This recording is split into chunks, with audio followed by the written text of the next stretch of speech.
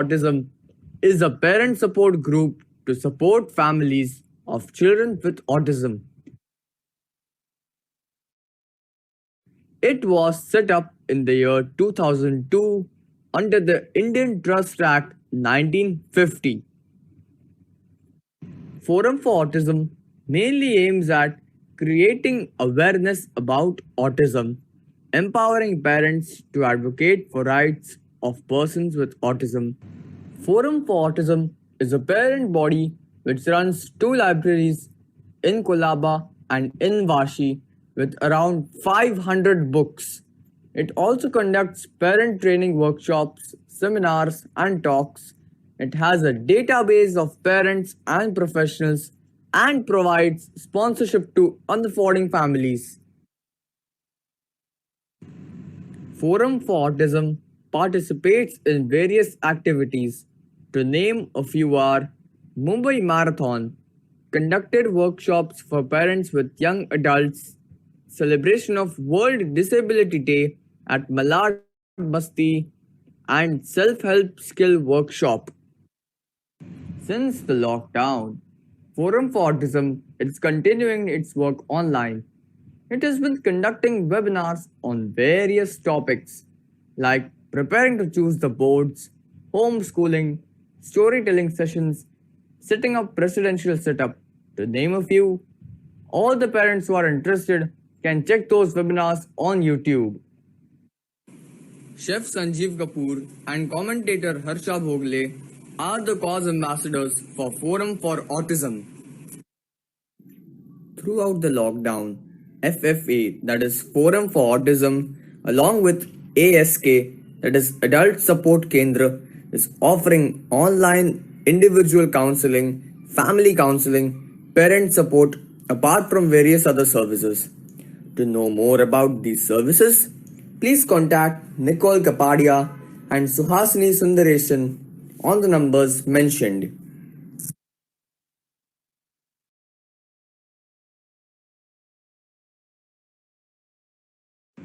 Join our journey.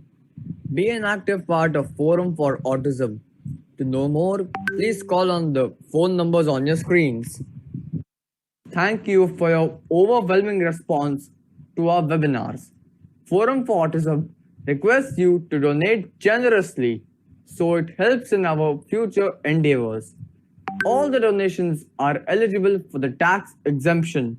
Please follow us on social media for updates on workshops organized by Forum for Autism.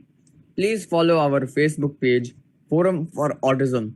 Subscribe to our YouTube channel and check out our website www.forumforautism.org.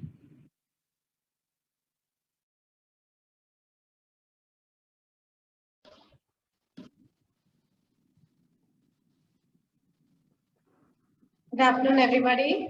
A very warm welcome to all of you on behalf of Forum for Autism and Nehru Science Center. Thank you for spending this Sunday afternoon with all of us here.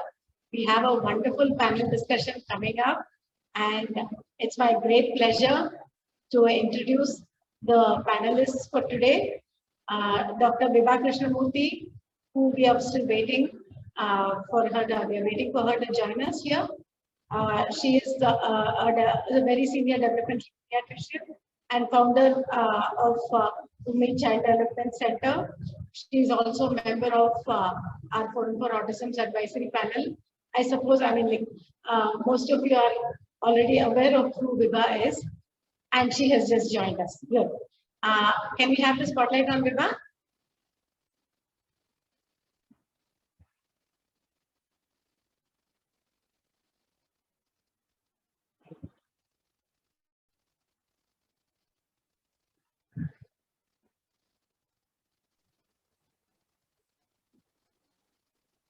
I cannot see her in the panelist.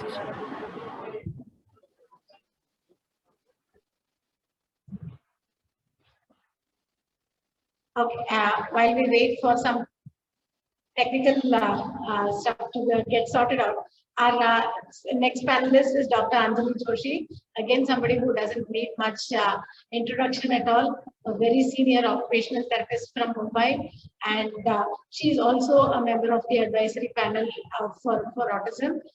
She's the founder of Playpal and a very dear friend to so many of us. And the next panelist is Dr. Leena Deshpande. She is a developmental pediatrician and founder director of ICAN Child Development Center. She is also attached to a lot of hospitals in Navi Mumbai. She has been a great support to the parents here in Navi Mumbai. And our next panelist, Dr. Koili Sengupta. She's a developmental pediatrician too, and she's the director of Autism Intervention Services at Ummeed Child Development Center. And the next, last but not the least, our other panelist is Dr. Pradnya Gadgil. She's a pediatric neurologist and epileptologist attached to Kokilaben Dhirubhai Ambani Hospital. And we are just so happy and so grateful to all of you here to have taken off the Sunday afternoon and joined us here and to answer all our questions and to share with us all your wonderful insights. And a request to parents and other professionals who have joined in already, please avoid personal questions. We have tried to the maximum extent possible to keep the questions as varied as possible. So there is a good chance that your question is will already get answered by our esteemed panel.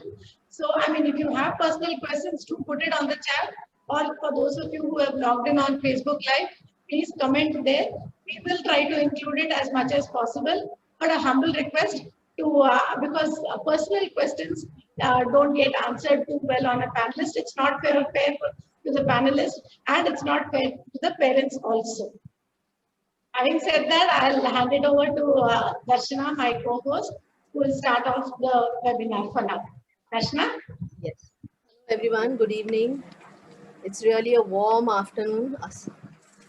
So to begin with today's panel discussion, I would like to start with Dr.Vibha Krishnamurthy and Anjali Joshi both.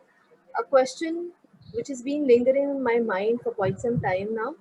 So if you look in India, if you look at a time span of 20 years, do you see a difference in the approach and expectations of parents? The approach that was there 20 years back and the approach that parents have today, like say autism awareness, acceptance, therapeutic approach, what is the reason behind it? What do you all feel? Vibha, if we could start with you. Sure. It made me think that question, what have we seen change in the last 20 years? Anju and I, having been around the block for a little bit, get asked that question. I think, it depends on which stakeholder we're talking about. Who are we talking about? I'll begin with talking about the physician community. When I started practice in Bombay nearly 22 years ago, I remember it being viewed as a Western disease. Both those words, Western and disease, don't sit well with us anymore. Unfortunately, with most professionals, it doesn't sit well anymore. And that I am grateful for. And the fact that there is awareness, I think, in the general physician community, because people are firefighting less, there are less infectious disease, so interest in developmental and behavioral issues, and the fact that people can get their information from so many places. It's a very connected world, and so the medical community is forced to update itself. And I think so that is one big difference. Awareness about autism, its early signs, possible therapeutics, possible ways of being, concepts of neurodiversity, all of which we're going to discuss. I feel like a good proportion of the medical community at least is aware. And then when I look at families who come to us. I think, Darshana, there's a big difference between where the families are from, right? I mean, just like even pediatricians in Mumbai and Delhi are going to be different from pediatricians in smaller towns. Likewise, GPs. Similarly, for families, I think the divide is even more. When you see urban tier 1 cities, awareness, of course, is much, much more than it was 20 years ago. People don't find the word unfamiliar anymore. They're not looking blank anymore. But I think if you look at, I'm not even going into rural areas, I'm talking about tier 2, tier 3 cities, I think it is harder for them to get information.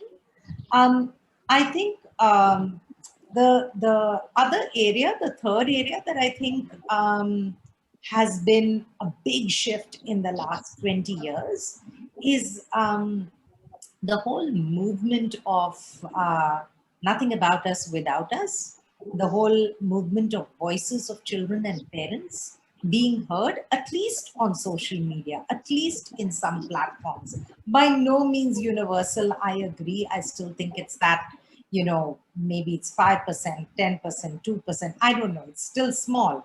But at least that started to happen. And that is exciting to me. So these are the big things that stand out for me. Then I'll hand it over to Anju, who I'm sure will have more perspectives.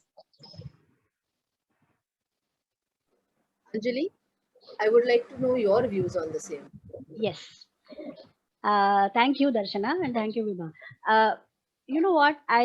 First of all, I feel the whole parenting process as such is an evolving process. It's evolving process across generations and also across the parents' lifespan. So when it's true for even neurotypical children and also for any other parents of other disabilities. What I see is a couple of factors have made a huge difference. And, to name a few, I would say one is technology. Second, I think, is urbanization. Third is the change in the economic system or the economy of the country. And one, I feel, very important aspect has been a strong interparental bonding through organizations like Forum. So like Vibha said, yes, there is better awareness because of these various factors. And basically, even technology has helped people get that awareness. It's the social media or just Google Uncle or knowledge, access to different things, including even professionals are getting more access to latest technology. So there has been a lot of change from that point of view. And smartphones, when I do my workshops across, for rural population in Marathi, Hindi, I know these parents have access, to some extent at least, access to some of this stuff. So that has made a change. Having said that, of course, the other thing I also feel, on the other aspect, I would say fast life, need for quick fix, which is, which I may say, looking, considering that I am senior citizen, considering that, if I may say, in the younger generation.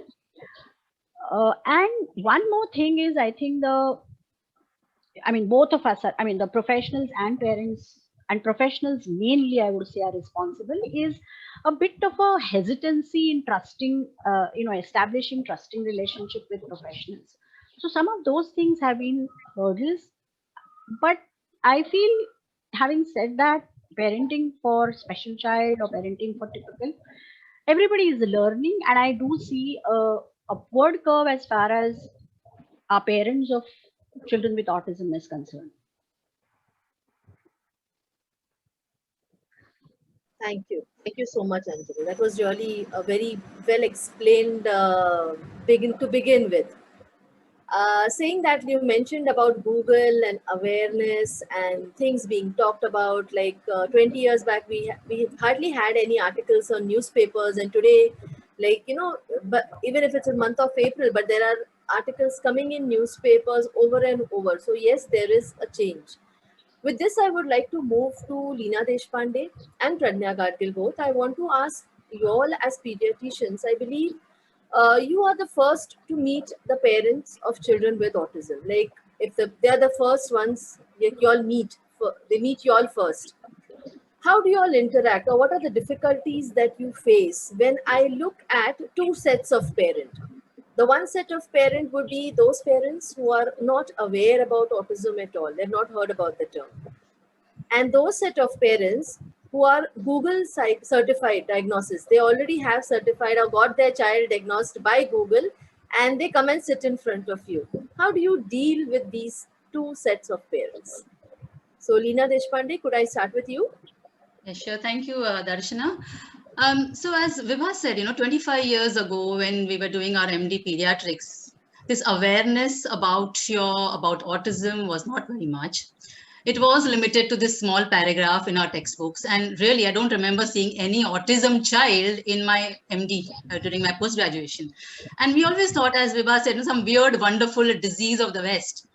But of course, once you go, when I was in UK for about 10 years, and you come back and you realize कि जो मालूम ही नहीं दिमाग को वो आँख को कैसे दिखेगा.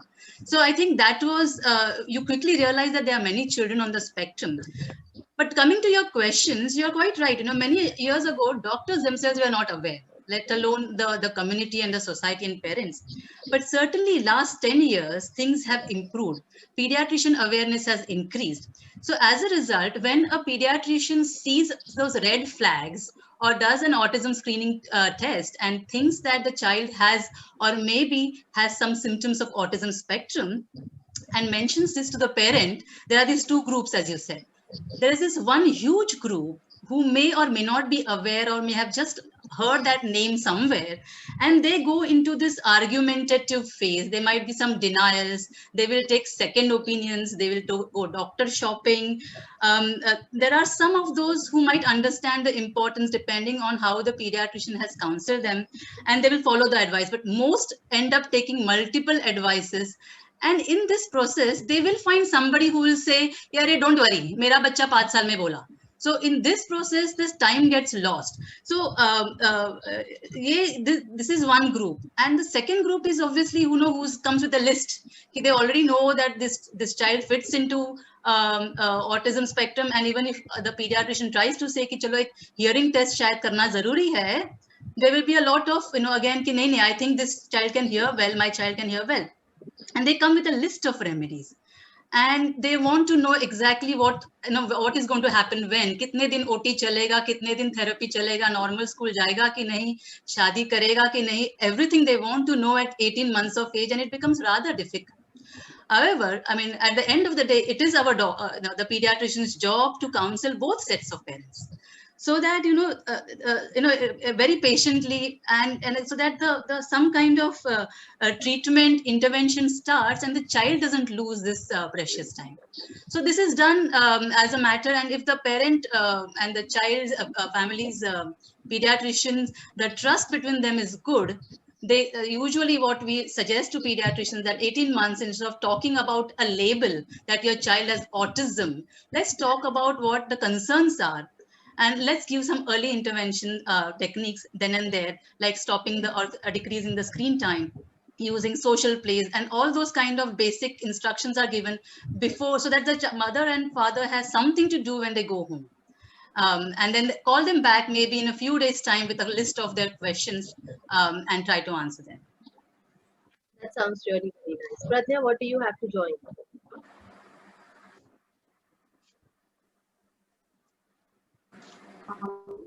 He has answered it very comprehensively. Just a couple of points.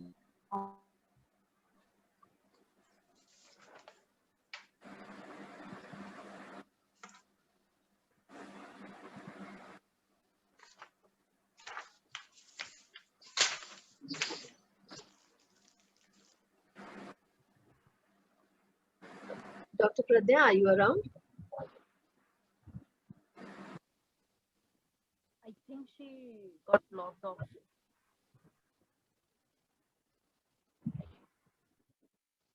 So, Koili, if you could just put some light on this. Like,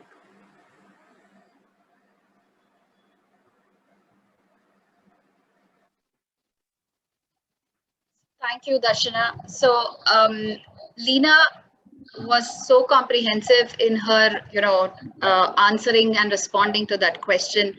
So, if you could,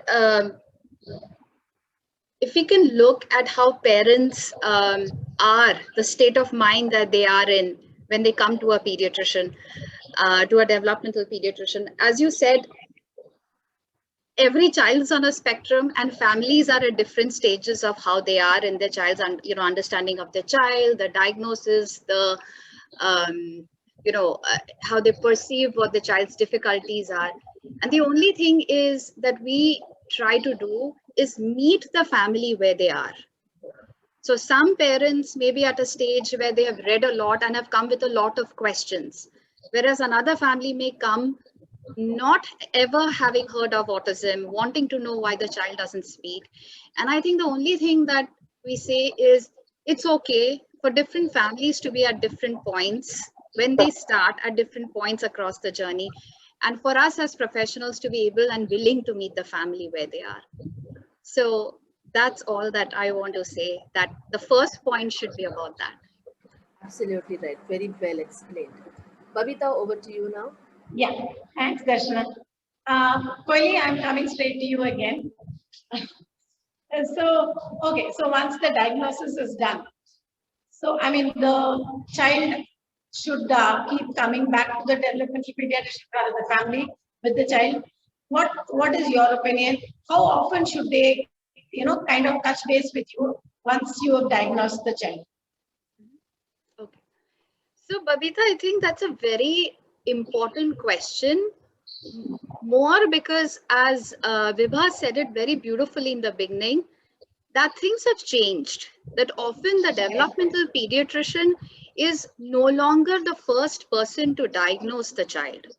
So our role has expanded way beyond, I mean, not expanded now, it is way beyond diagnosis, because often the family comes to us not for a diagnosis, but for way forward.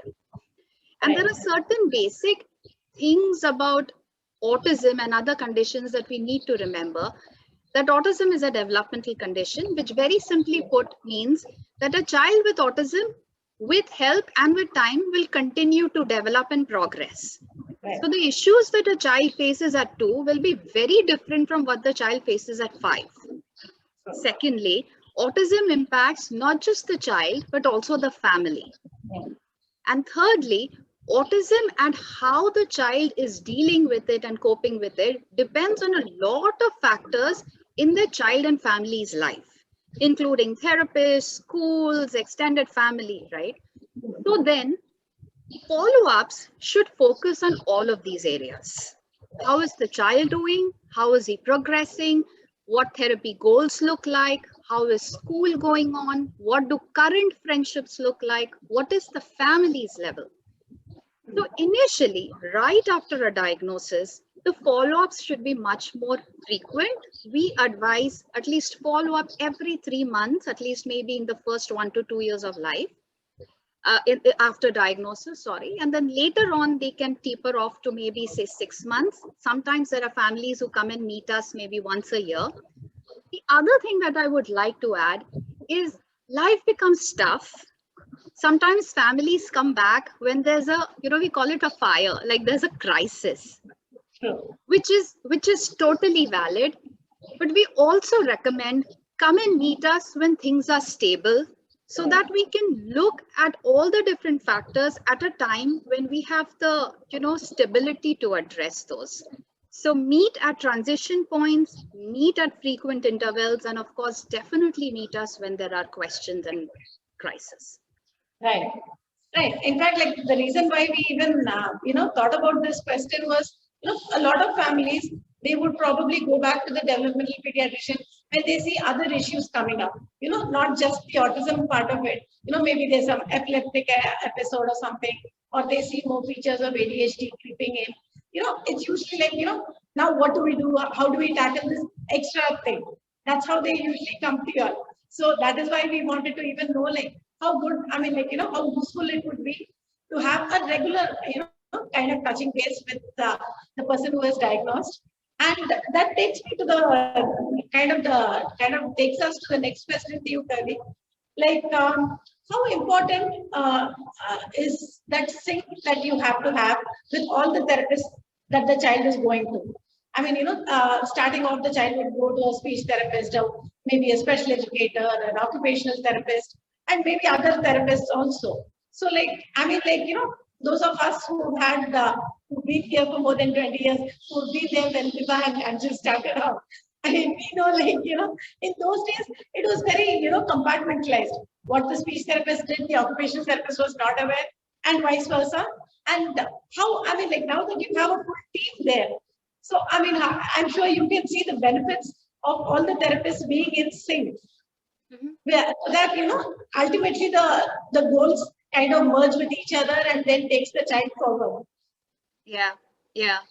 Babita, I think you used the right word, that we are fortunate to have that team, Right. under one roof. I think it was Vibha's vision that, took us there, that her vision was that families who require multiple services should have a place where they can get it all under one roof.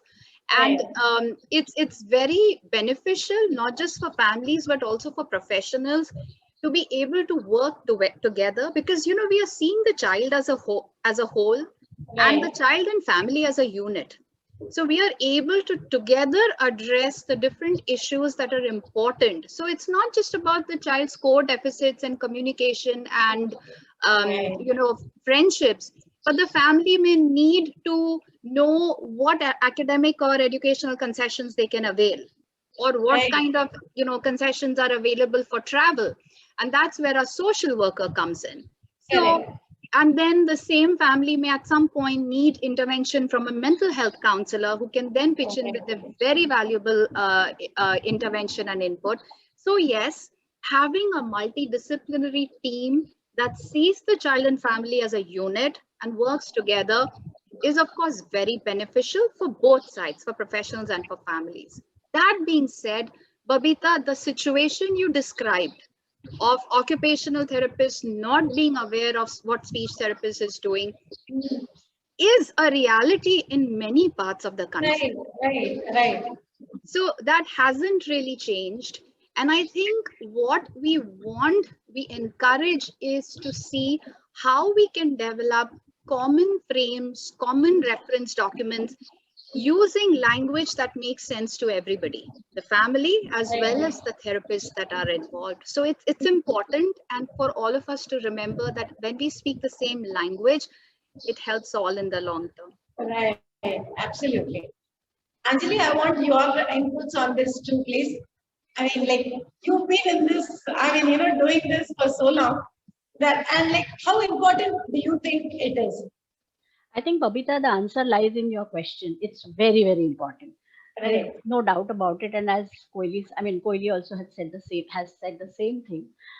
I will add to what Koili said, because yes, parents do recognize that it's important, and they want a professional to be professional and have common goals or common concerns and different strategies. So that's the need of the parent. That's the ask of the parents.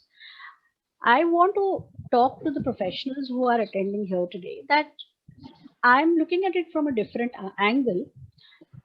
And that's a very selfish angle as a professional, that it's so important that the professionals stay in touch with each other and with the parents, not for anything else, but for their own growth and development.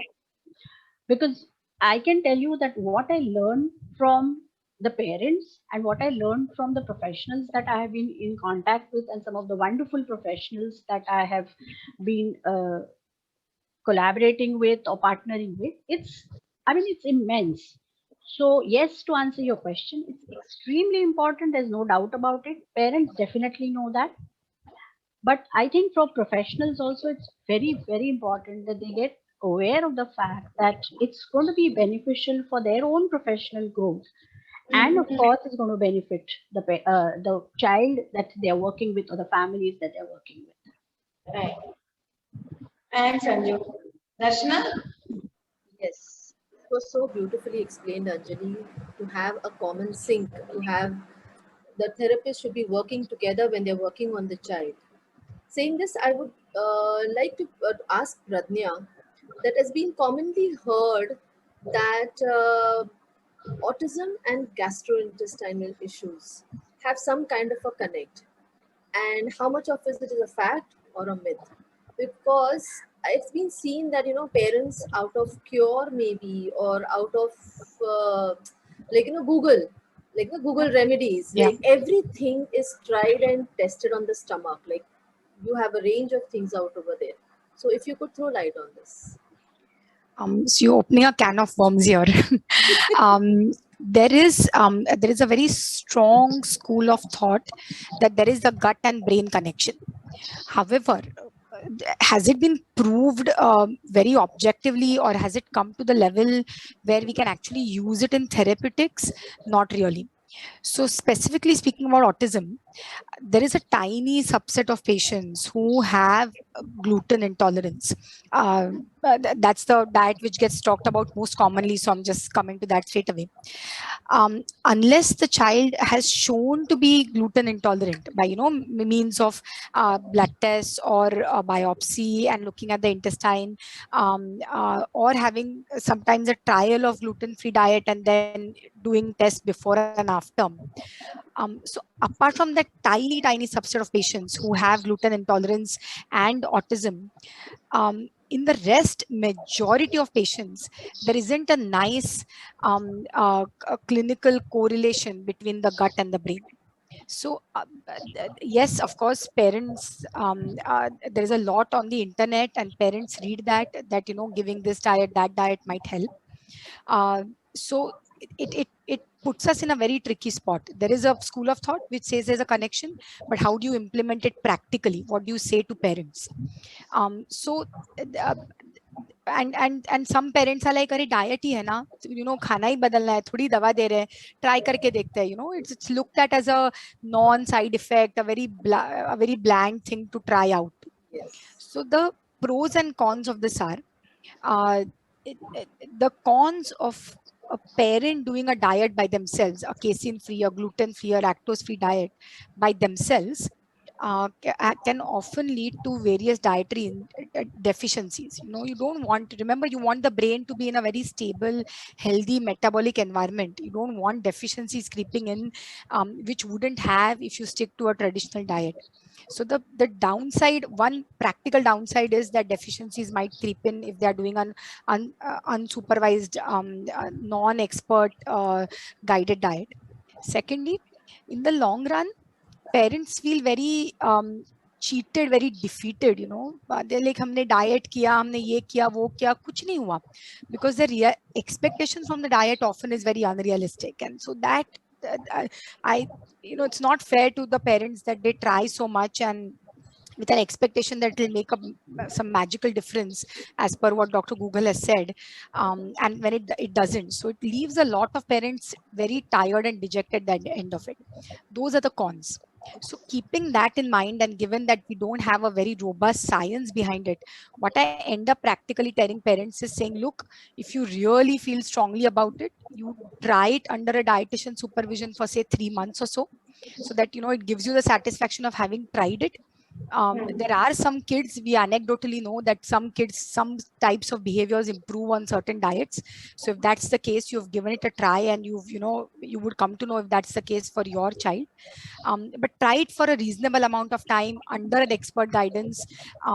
Don't exert yourself too much. Don't change the whole family's social fabric beyond the point because you are sticking to a very strict diet. Try it for 3 months. If it doesn't produce any results, it's not for your child, and let's move on. Sort of just frees up their mind to concentrate on the real thing of therapies and other things. So that's what I end up doing practically.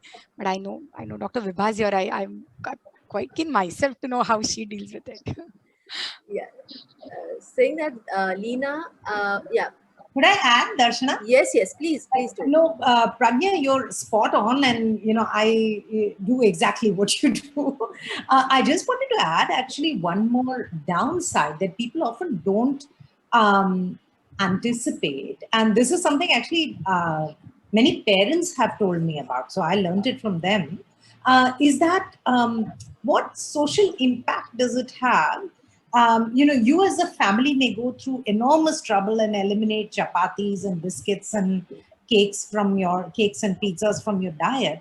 But what happens when this child goes to school in the break time? Or, you work so hard on helping this child make friends and have socially appropriate behaviors. And God knows that if I had a lunchbox only with poha and I was surrounded by kids who were eating pizza, I would snatch the pizza. Yeah?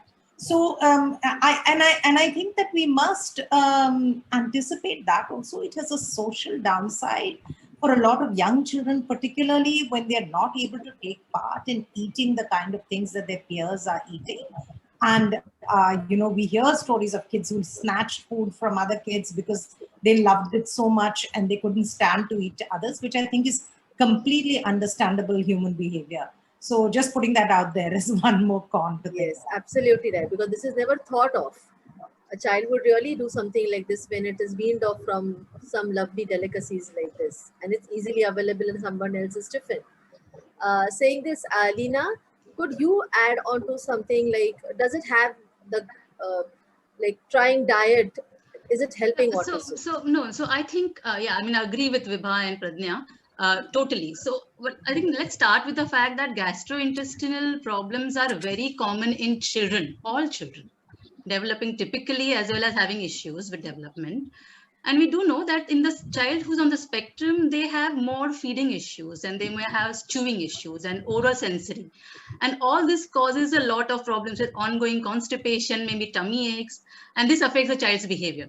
So because this is all very distressing, parents start looking for whether we can do something about it very quickly. So if there is a concern about a child's GI tract symptoms, then certainly it needs to be treated, but it needs to be treated in the same way as you would treat any other child developing normally. With constipation or sort out if there is a orosensory problems. So those have to be looked at very systematically and treated. I also feel quite rightly, there's a subset maybe who respond to gluten, elimination, if at all. But then there are children who are developing normally as well, who are gluten sensitive. So the way we go through for these children is exactly the way medically we should be going for children who are on the spectrum as well. So, but hota kya hai? Everybody, or especially sometimes, because of the desperation, अंधेरे में तीर मारना शुरू कर देते हैं. तो ये डाइट ट्राई किया, थोड़ा ग्लूटेन निकाल दिया, थोड़ा केजिन निकाल दिया, किसी ने शुगर निकाल दिया. So इसमें what happens is all this well intentioned but not well informed advices just go around, and in this this growing child who needs that nutrition, a 3-year-old, 4-year-old, you're trying to eliminate diet, his nutrition is going to suffer. I've got parents who come back with hemoglobin of 5 because they've tried different kinds of diet. And in this, parents are also wasting their time, energy, money trying to prepare, procure this diet. So we need to be very clear in our this thing. Yeah, okay. If we really think that a particular element or a particular food is causing a problem, let's take that very systematically, and if need be, give a trial, as Pradnya and Vibha has said. But we need to tell them the truth or the difference between anecdotal and scientific evidence. So it's possible that we might do all the tests and prove that there is no gluten sensitivity or whatever. But if the parent still wants to, be with them, let's help them all the way till whatever, with a proper objective way of assessing whether it is working on. True, very true. Absolutely right. So then I think the diet has to be first giving strength to the body and then start taking care of autism cure or anything of that sort. And of course, like all the three of you all said, a proper dietitian, a person who knows well, should be contacted before you really try ending something like this. Saying this, I'm going ahead with the next question rather something which has been on my mind for all these years with my journey of autism. Nowadays, we have these self-advocates and autism adults who are saying that autism is nothing but a way of being. It's a different personality. It's a different kind of personality. Saying this, we also have been seeing that there is cure which is coming up after every 2 years. Like from my past experience, like there's been camel milk, there is magnesium, there's calcium, HBOT, and the list goes on, and the latest is the stem cell that we talk about. I want Vibha Krishnamurthy and Koili, if you could throw light on what do you feel about these long list of alternative medicines and so-called cures, and what are the efficacies of it? So I would like to go with Dr. Vibha first. Is she around? Yeah. If I can request Koili to go Yeah, first, then yes, absolutely, absolutely fine, absolutely. Thank you. We are also seeing some questions on the chat that are related to similar, queries about what works, what doesn't work. And there are multiple aspects to answering this question. I will try to address some, and of course, then lean on Vibha to address the other aspects that we need to consider. So one is, of course, that we first need to consider the science behind all these treatments that are available, because the stress is on when we look at what really works in autism. So the guidelines are quite clear. What really works are called as educational interventions. And educational interventions are not just limited to academic or school-based interventions, but any intervention that builds skill in children along the areas of communication, social interaction, functioning, ADLs. These are the interventions that are known to work for children with autism. They have strong evidence across different kinds of trials, across different kinds of settings.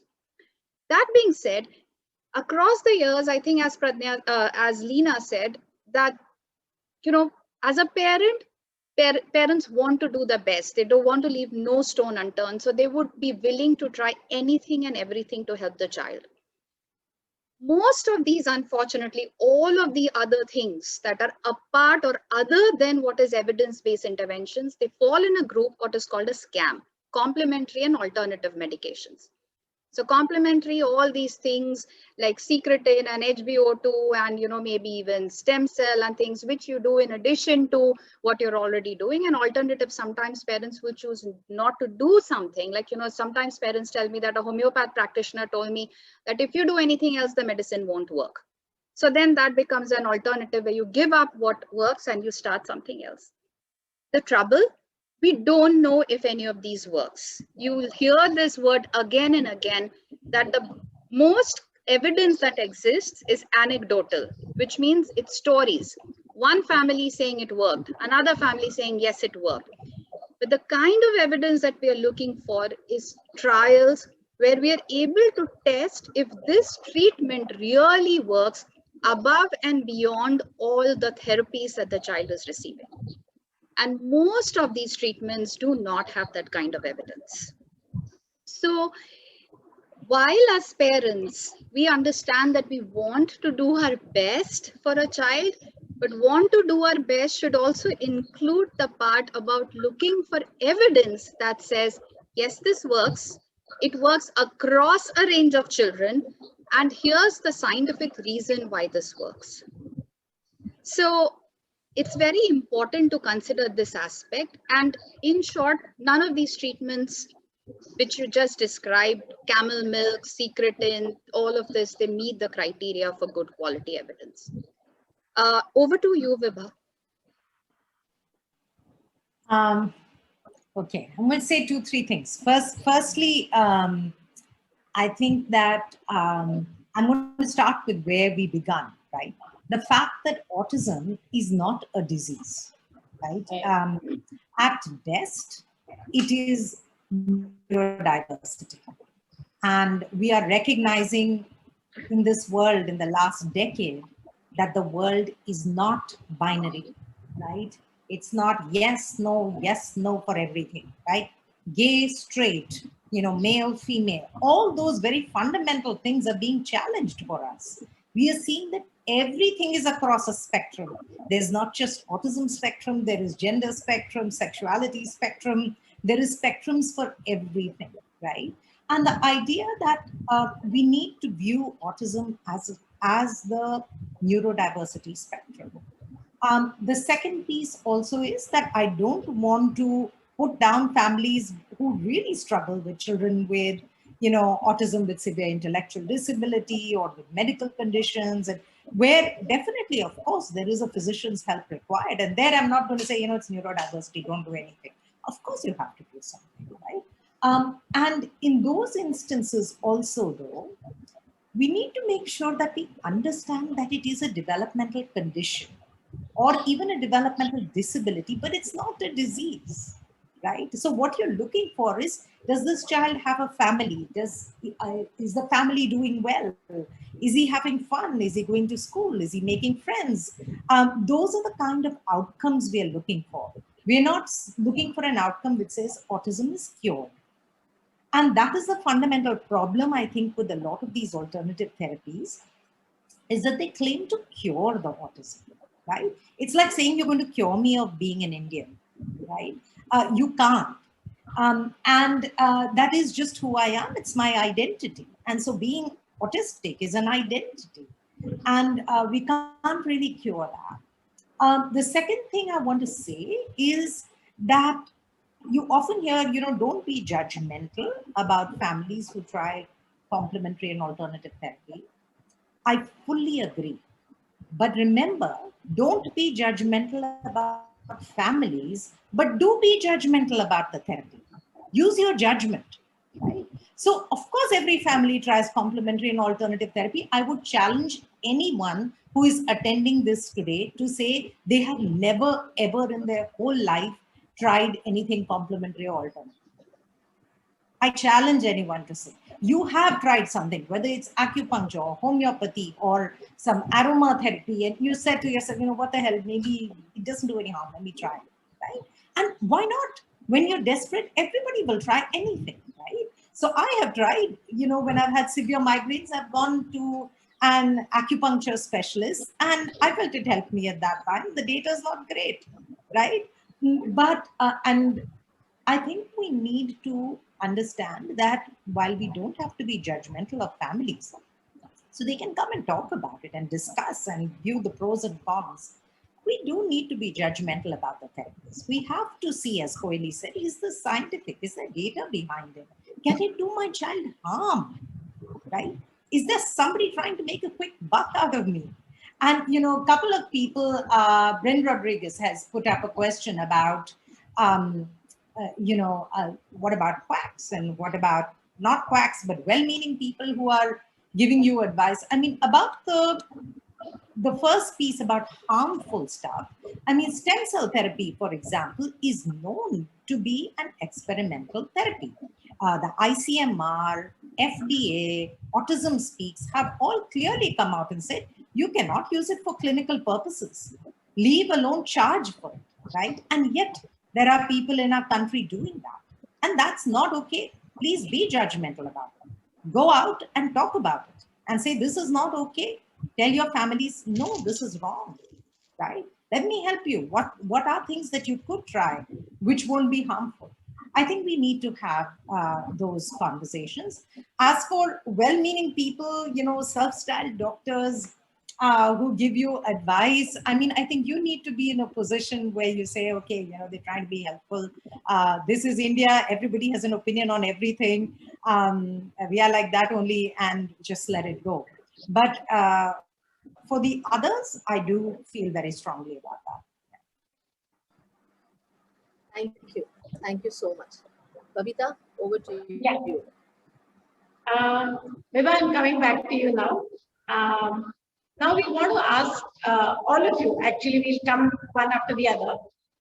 We want to ask all of you, what do you see as the basic differences in therapy, in the approach to therapy, what you see here in India and what you see in the Western world, or anywhere else in the world for that matter, since all of you have gone outside the country and, worked extensively. So we would like to know, just to enlighten all our parents here who don't have the option of going out of the country and, seeking therapies or whatever else, whatever that is outside our country, which is not available here. Or like even the differences in the social fabric and in the family system, things that you see that are different, that is different from what you see here and what happens elsewhere in the world. Vibha, can I start with you, please? Sure. I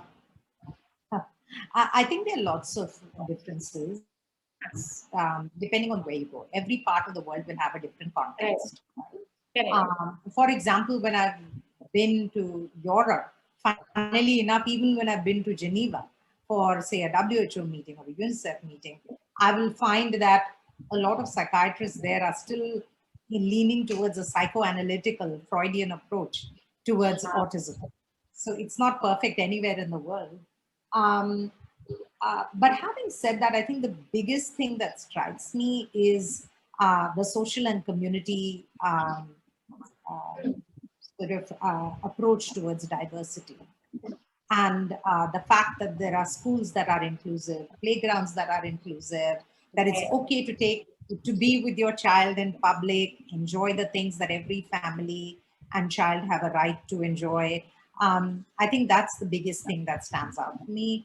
I think the second thing that stands out for me is while there are disparities in age of diagnosis, quality of services, that poorer families in the Western world also, even in America, for example, the Latin American, the Latino families, as well as the Black families get diagnosed later, get poorer service.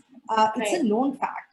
But yet the kind of disparity that we see here is just stunning. I mean, I think that stands out really hugely for me compared to the United States, at least. There's no basic level of care that I can expect in India, which is a pity. Anjali, in your work outside the country, since you go to other parts of the world, how do you see it? Well, I'll talk about both different kinds of countries that I've been to. And if you're looking at places like, for example, Tajikistan, there is the kind of treatments that are tried out for children with special needs were, I mean, I was shocked to death when I saw. So, you come across some weird things that have been practiced very, very religiously and with strong belief. So that's one, including Jamaica, I would say, to some extent. So some of these countries. But I'll tell you another thing with respect to therapies.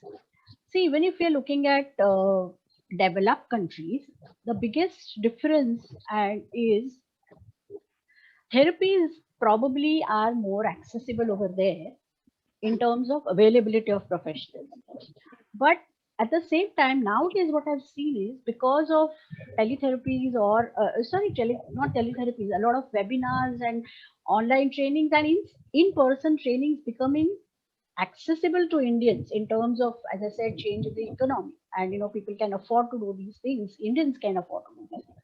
So with respect to knowledge base, I feel, therapists in India or professionals in India are at par with those from Western countries.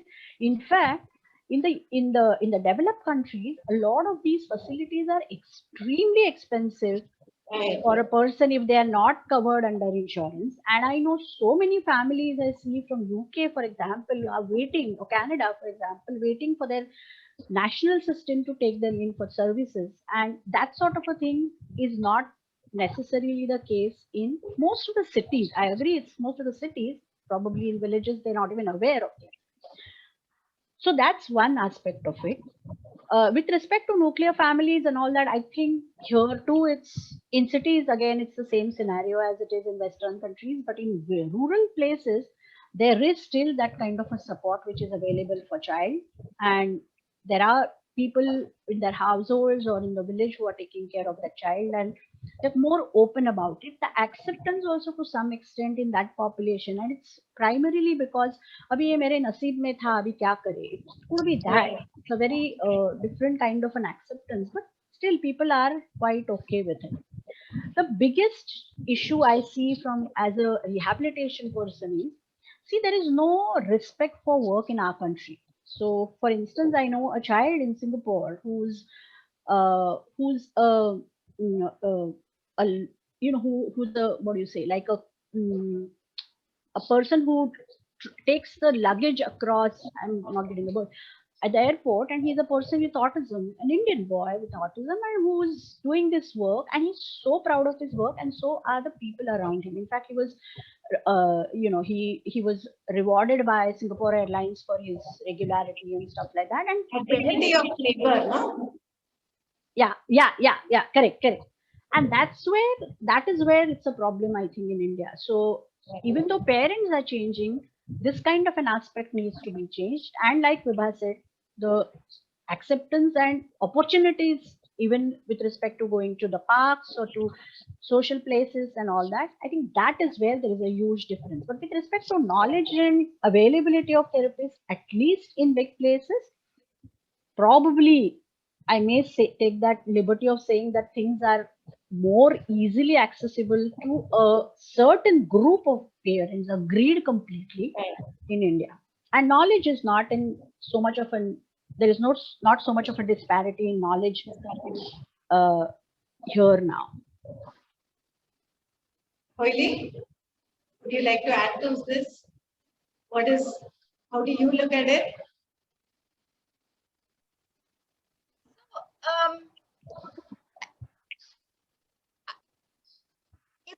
I think Vibha spoke about disparities. Anjali spoke about how there are other countries where so many other things are happening. I would rather, I would also like us to focus on the commonalities across countries.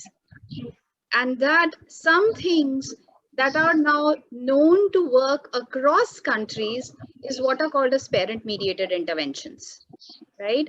The understanding that, and especially in families of young children, that what really makes a difference is when parents are coached in how they can use their everyday interactions with their children to build their children's social communication skills.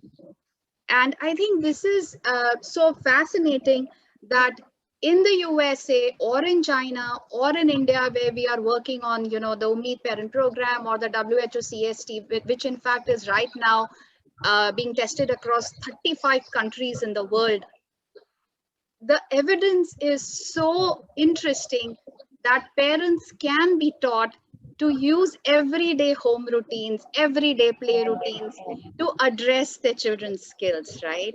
And that they know best. They know their child best. They know that, my child learns during bath time, whereas another parent knows that I can make him learn only when it's time to go out and, we need to be able to get him to wear his shoes.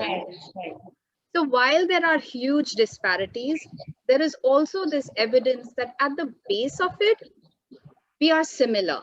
Our children have similar needs and requirements, and many of these evidence-based treatments have a common thread that we should be able to adapt and apply.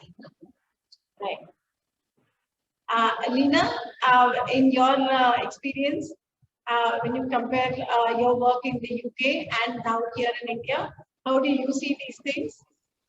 I heard all of Vibha, Koeli, and Anjali, and I think I agree with all of them. If we look at the medical services, I'm just going to go a little bit in more detail, because if we look at the medical services, now I'm going to give an example. About just last week, I had an Indian family from London who contacted me online for a consult for their 2 years, 3-month-old daughter. Now, the story goes that they had concerns about 6 months back about the child's speech. And the way the system works there in UK, especially I know about UK, is that a family has to go to their general practitioner first in the local area. And then if the general practitioner thinks that there is a concern about the child's development or whatever, the child is referred to the child specialist or the pediatrician. And if the pediatrician feels so, then the child is referred to the developmental or community pediatrician. So there is some waiting period that happens at every stage.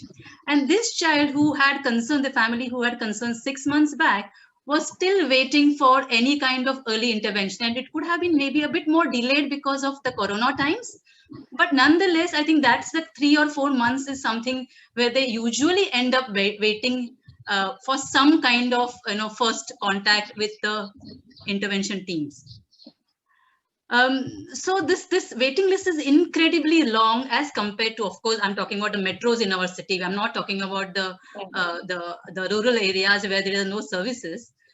But so this is the disadvantage. And the other disadvantage is that if they go private, because this is through the NHS, which is free, if they go private, it's horrendously costly. So most parents cannot afford it. Now, this is the disadvantage. But the advantage is that once they are in the system, they're taken care of. So the whole system then takes care. The child just moves from one thing to another, to the schooling, to the the academics thing. Everything just gets a little bit more streamlined once this happens. Yeah. The other advantage is that because this is through NHS, everything is evidence based. So you cannot opt for some fancy diets or fancy tonics or all sorts of things through the NHS, because they follow this nice guidelines.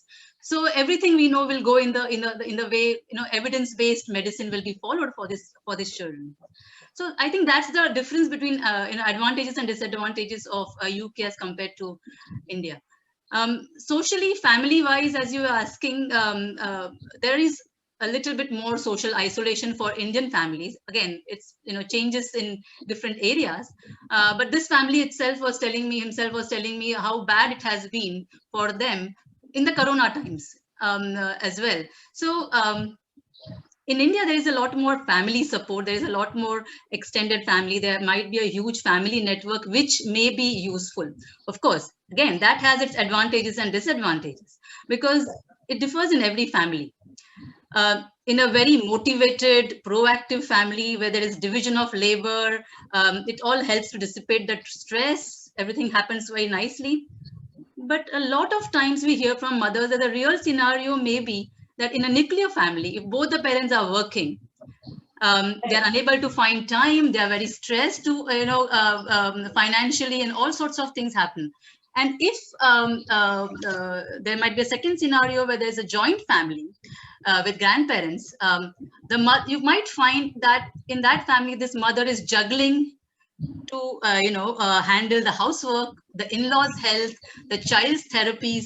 So there are families where the whole burden goes on the mother. So we need to be really cognizant of the fact that the mother can be super stressed in some families. But I think in our scenario, given the counseling and involving the extended family, we might be able to improve the social network and help the parents get the advantage of the Indian social scene.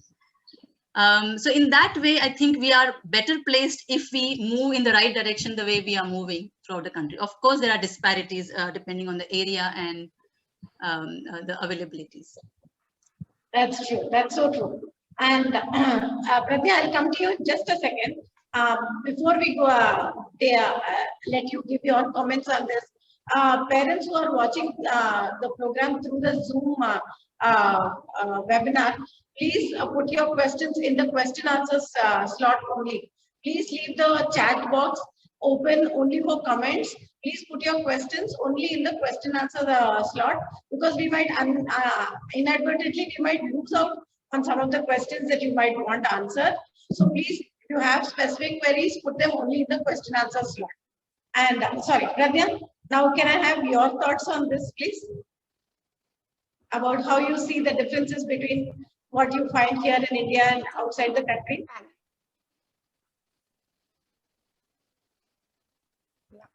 So I think the panelists have really summarized the whole thing. I'm just going to add one important point, I think, which underlies the difference between a developed country and a developing country. I think everything, countries, European countries, North American countries are social welfare states in the true sense of that term.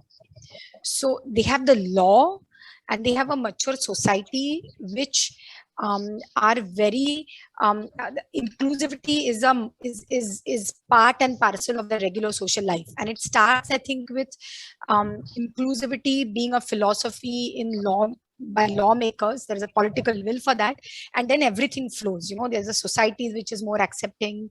The infrastructure is such that there are special schools, there are inclusive schools if needed, there are special schools if needed, there are skilling workshops.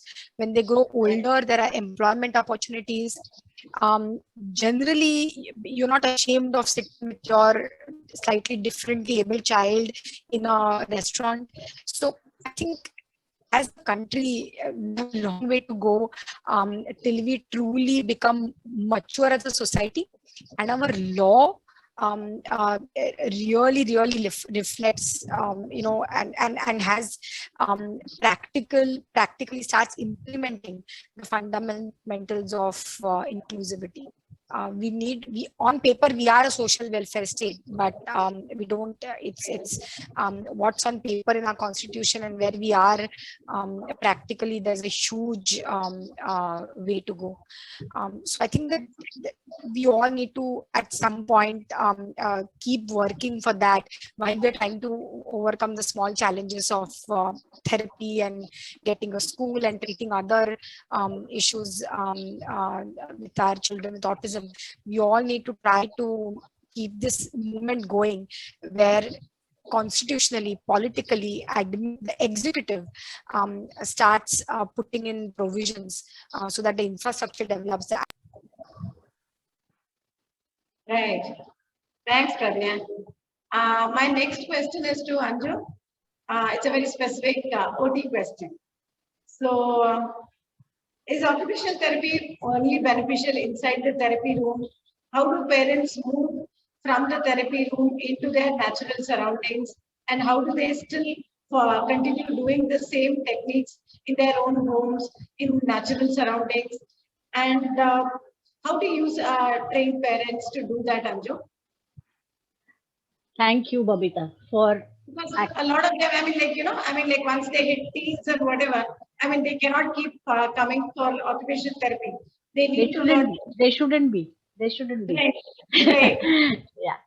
So actually, I think what I'm going to say just now is purely based on my knowledge and understanding of autism, my knowledge of occupational therapy, and also observation of families during my clinical practice or through my webinars and trainings, because as you know, I conduct a lot of parent training programs, and that's my area of interest, I would say. So before I answer what is the scope of occupational therapy, let's first understand what we mean by occupation. And I think that's something which most of the parents by now have realized, that when we say occupation, it's not necessarily only that the child has started or the person has started working and making money. Occupation for an individual is anything and everything that person does to be a productive member of the society. So we have to really define it, which means the occupation is, for a little child, occupation is play. And as the child starts growing older, it's academics, it's functional skills, it's learning adaptive skills, it's also learning vocational skills as the child starts growing older. Right. So that means an occupational therapist intervention or engagement and involvement will be at all these stages across the lifespan of this child or this person, which also means that as the life role of this child changes or as the occupation of this child changes, the therapist needs to modify the approach or the intervention strategies. So what you asked me is right, that if we are looking at a young child who's receiving one-on-one therapy, the goals are very clear there. We are working on play skills, we are working on engagement, we are working on communication, the initial stages of developmental areas. But as the child starts growing older, it could be academic support, academic assistance to helping him in the functional academics. But of course, it's about making that child self-reliant, independent to perform his daily skills, and also independent to stand alone in the society and make a living for himself. So if the therapist is working for an older child, it is so unnatural for a therapist to really work in the therapy setup for this child, because world is not about therapy room. World is about mixing with other people. The world is about facing different challenges as the child starts. So an occupational therapist needs to change her approach, and which is what happens most of the times, I would say. Right. But I think it's very important that the parents too are aware of it, that the therapist is not going to work on using the same techniques and the same methods of intervention as the child starts growing older. Now, in this, I know there's been an excellent observation. I mean, some great experiences that I've or great things that I've observed during pandemic, and I would say this pandemic has been a boon time for me, frankly. I mean, people may disagree with me, but to large extent, it has been a wonderful time where I've got a chance to really get into people's houses, my children's houses, to see how they are doing. And I was able to teach and train and coach the parents to work better. So in this last 1.5 years, I've also seen that parents who have invested time or have got the right kind of guidance to make this child, how to make this child independent in his functional skills, how to help him to contribute or participate in daily chores or at home, these children or these individuals and these families are the happiest during this time. So, and who has done this? This is an occupational therapist who has helped them, supported them. It's the parents who have invested their time in learning those concepts, and not only the academics or not only the specific big area that everybody is worried about. So yes, the therapists can work across all these different goals, and it's so very important that parents do not oversee or overlook the importance of these areas, because then it is going to be a true support from the therapist as the child progresses. Right. And with respect to, as you said, the pandemic time also, I think that is your another question, right? Right. I was just coming to that. Oh, sorry. Okay. Yes, go ahead, please. Okay. Yeah, go ahead, please. No, I was just, I mean, like, you were anyway going to start off on that. About what, I mean, specifically like to reduce anxiety. I mean, like, how do parents help their children and themselves? Anything specific that is, that you can give from the OT side? Correct. So as I said, like my observation has been this situation, this pandemic time is a crazy time for everybody, anybody and everybody. Right. So there's no question about that. The loneliness and the fear and, I mean, to name it, and all of that is there. Right. But for our children or for individuals with autism who are unable to express and ask what is going on, how long is this going to go on? So like, as we say, that lack of structure and uncertainty, it's really bothering them. So to deal with it, of course, the parents can use, can structure the environment, can use visual strategies, can use schedules, all those techniques that the therapists talk about. And a lot of parents have already put them in practice. But along with that, I think working on all those parents who worked on initially, even before the pandemic, have worked on making this child independent, less prom dependent, and ensuring that this child is having his fun time, some leisure skill, and is contributing to the household, are the ones where anxiety is minimal, or even if it crops up, they're able to manage this well. So I think my answer to all those parents would be that do invest time in involving the child and engaging in child in simple daily activities, chores. It's not that you don't have to say that, oh, I have a help, which unfortunately most of us don't have at this point of time, but I have somebody. It's not the question of that. It's just making that person's working on that person's self-esteem and making this individual feel like I am contributing to my household, I'm contributing like other people in all things that my family is doing. And I think that is something which is going to take care of that anxiety. So it's the leisure skills, it's the functional skills, and its contribution to household work and chores is what I think would address, from a therapist's point of view, would address the anxiety. We're not looking at, I mean, if you're talking about anxiety, which is beyond all this, of course, a medical support is something that the families would have to look for. Right. I'm glad you touched upon this leisure skill, Anju. Because quite often, in a lot of families, especially with little children and children in their teens and all that, there is so much focus on trying to teach them skills. The child needs to learn to do this and that and whatever. In that, there is just no scope for fun or leisure activity during the day. So, I mean, the child is stressed out, the parent is stressed out. There is no, downtime for either the parent or the child. So I'm so glad you spoke about the fun part and the leisure activity part, which is very essential. Because like quite often parents get caught up in like trying to, cram too much of teaching into one day, that there is just no time left for leisure at all. I'm sure you have seen enough of that in your practice also. True, but I think you know what, Babita, here again, I feel it's everybody's journey. So That is at what point of time a parent learn that I have to have that correct balance and move away from academics to functional academics to leisure to other skills, and will be very very different from B parent who's running taking the child from math class to English class to art class to music class to things like that. So I do come across parents where they'll the child is 2.5 and they'll say, can we have a tuition teacher to teach in music, or can we have a tuition teacher to teach in drawing? But it's really their journey. But I mean, what parents I think need to pause for some time and think, is my child happy?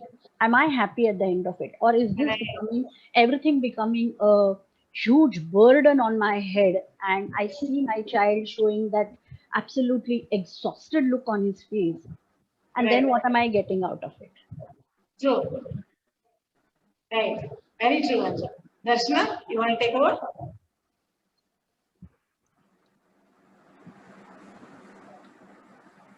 Uh, Anjali, I still have something to ask before I go Yes, ahead please. with the next question, because I know we have had a 3 days continuous webinar on occupation therapy and sensory integration. But even today, we have this one common question which keeps popping up by parents is, how do I stop my child from hand clapping? How do I stop the steaming? And how, by stopping these things, how can I encourage my child to concentrate on the activities? So if you could just tell us something in brief about this.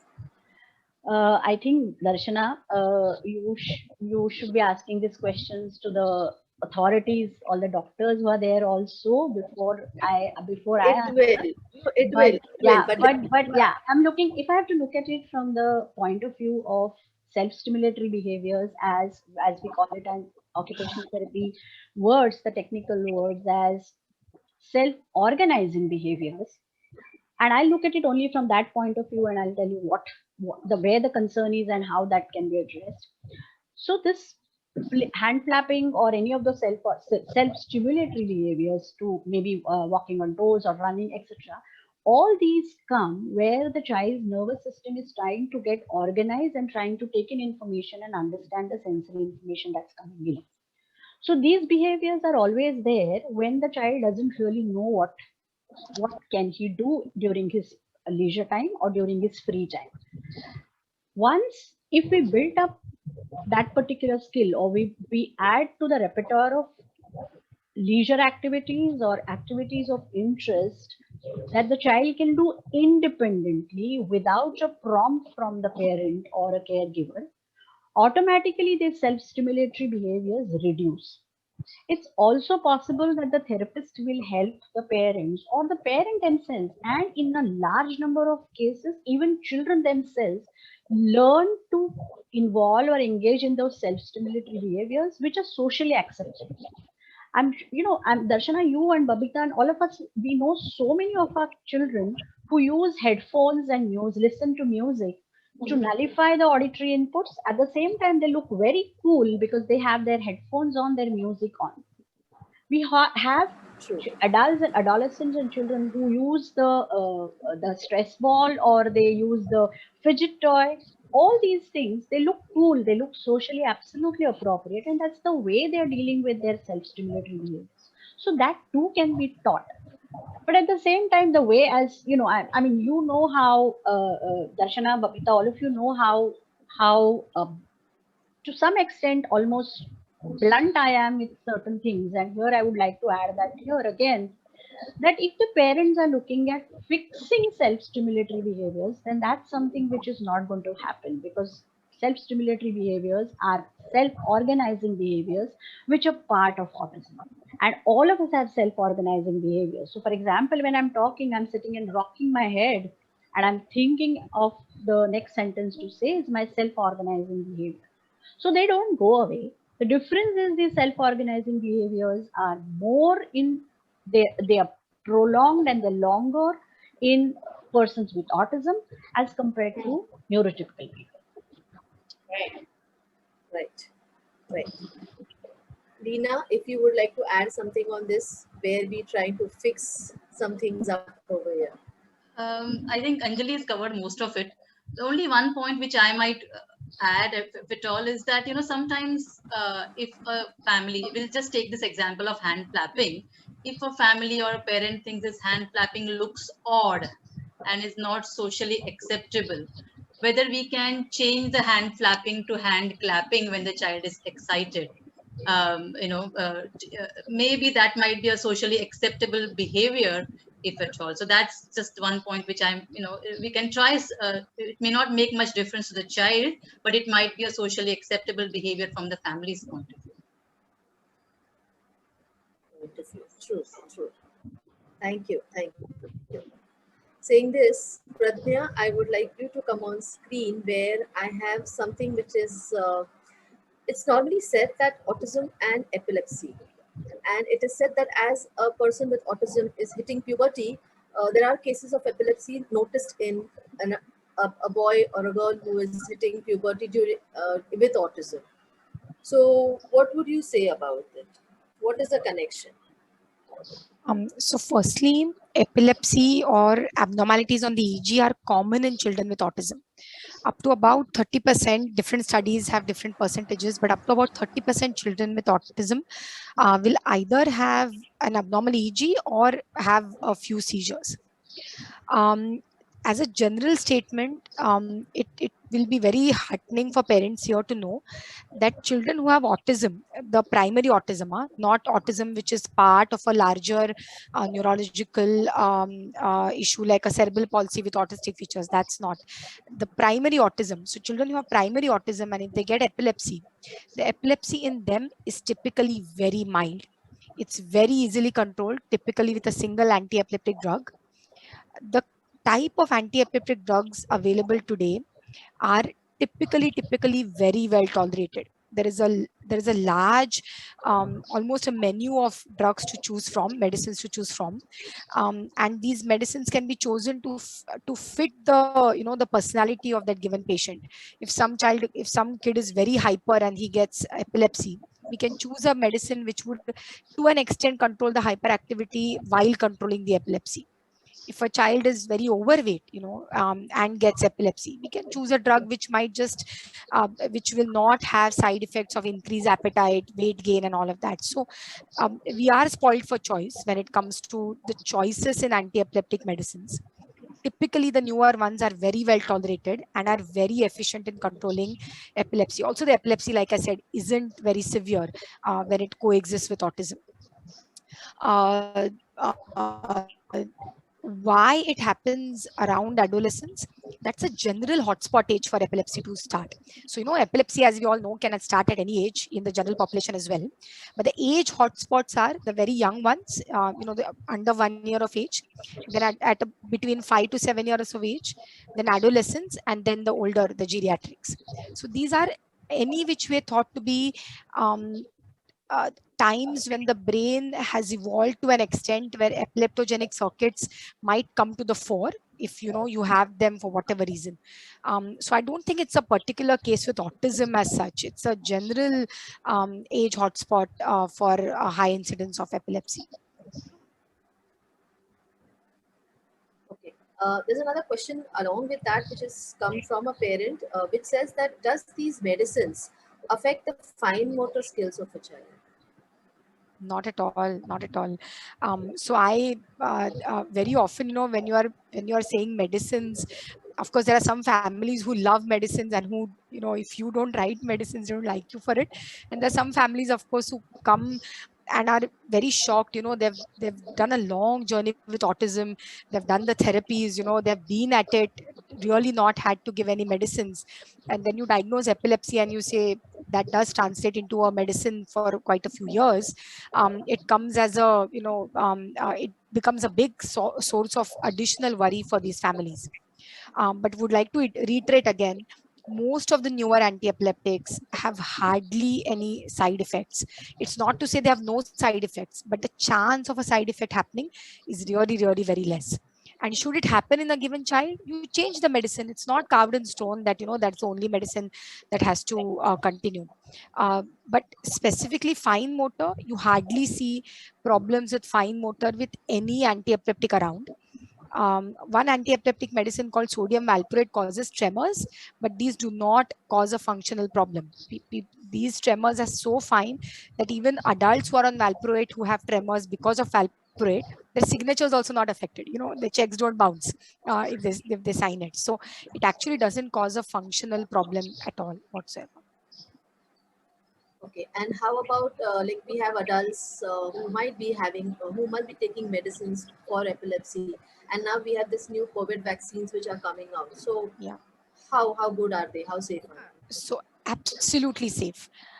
Any person on any kind of anti-epileptics can go ahead and take whichever vaccine, whichever COVID vaccine, for that matter, any vaccine, not just a COVID vaccine, any vaccine that's available to them. So epilepsy does not stop you, or any anti-epileptic medicines are what we call, they are not a contraindication. They don't stop you. Vaccines will not cause any additional problems just because you're on an anti-epilepsy medicine or have epilepsy. So please go ahead for the vaccination.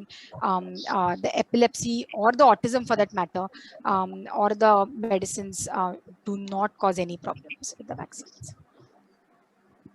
Okay, I would also like Dr. Vibha, if you could throw some light on this question. I, I don't think I need to. I think Pragya's answered beautifully and comprehensively. Thank you. Thank you so much. Okay. Saying that, now there's another question which I would like to start with you, Dr. Vibha, is medicines and autism, right? We say that autism cannot be treated, but for say there are, when is medication necessary for a child with autism? Because like Pratya said, there are some parents who want a list of medicines and some who don't want, but then at times it is a need. So what are those circumstances? So I think there are specific situations where you might use medications with the understanding that it's not a cure for autism and it's not for changing your child and changing who your child is. But the key thing you need to look at is if something is affecting the child's life in a way that it's affecting her functioning or his functioning, and you are using also other ways of working with it, medicines can sometimes be a useful adjunct. So, for example, in children who are struggling with attention, we do know that attention issues and autism can happen together. And while we use things like visual schedules and helping the child understand what expectations are, sometimes we do use medicines for improving attention and concentration. If there is a lot of behavioral agitation and aggression, at times risperidone is used. And often we use it during the time when, it's an acute situation and you need some support, at least to kickstart a good beginning, to put in place behavioral interventions like a visual schedule, like addressing the behaviors in a systematic way. So you may use it for that as well. Another situation where you might use medications is where repetitive behaviors really are getting in the way of the child's functioning. And very often the repetitive behaviors are a function of anxiety. So if you ask me, what's the one big new thing I've learned about autism in the last 5 years? It has been the fact that anxiety is so common for our kids. When you can't make sense of the world around you and the world can't make sense of you, it's a very anxiety provoking situation. Right? Imagine each of us in a world that doesn't speak our language and doesn't understand us. It provokes enormous anxiety. And I think understanding the anxiety that children and adults with autism experience is a very, very important thing, and addressing that is very, very important. And sometimes medicines form part of the armamentarum to address that anxiety. So anti-anxiety medications. Again, depression is common in children and adults with anxiety, with autism. So that is something, antidepressants, which are the same category actually very often as anti-anxiety medications. And lastly, of course, as Pragya has talked extensively about, anti-epileptic medications, which may serve a dual purpose of addressing some behaviors as well as seizures. So these are the scenarios.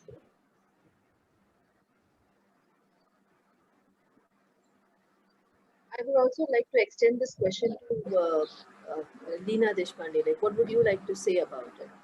I think Vibha has covered most of the conditions. There's just one which I think is remaining is sleep, because sleep disorders are very, very common in children on the spectrum, and you don't take care of sleep, the next day's behavioral interventions all sort of goes out of the window. So we need to look at sleep in the form of sleep hygiene and need medications. I would use it very quickly if it needs to be used. And the most common one which we prefer is melatonin. So it's relatively very safe, and it's a normal, naturally occurring hormone in our body, and does a great job of regularizing sleep in children on the spectrum. So that's just one addition which I might want to do to the drug list. Koili, I want to come to you asking this question. Is now we've been speaking of medicines and why medicines is required with autism, but it so happens that when we are interacting with parents, specifically the younger parents, and they keep saying, I was prescribed this medicine, and these medicines have like XYZ side effects. Now, how would you talk to a parent? Rather, how would you, like, I'm not saying convince a parent, but how do they make a choice whether why do I need this medicine in spite it having, say, one or two side effects?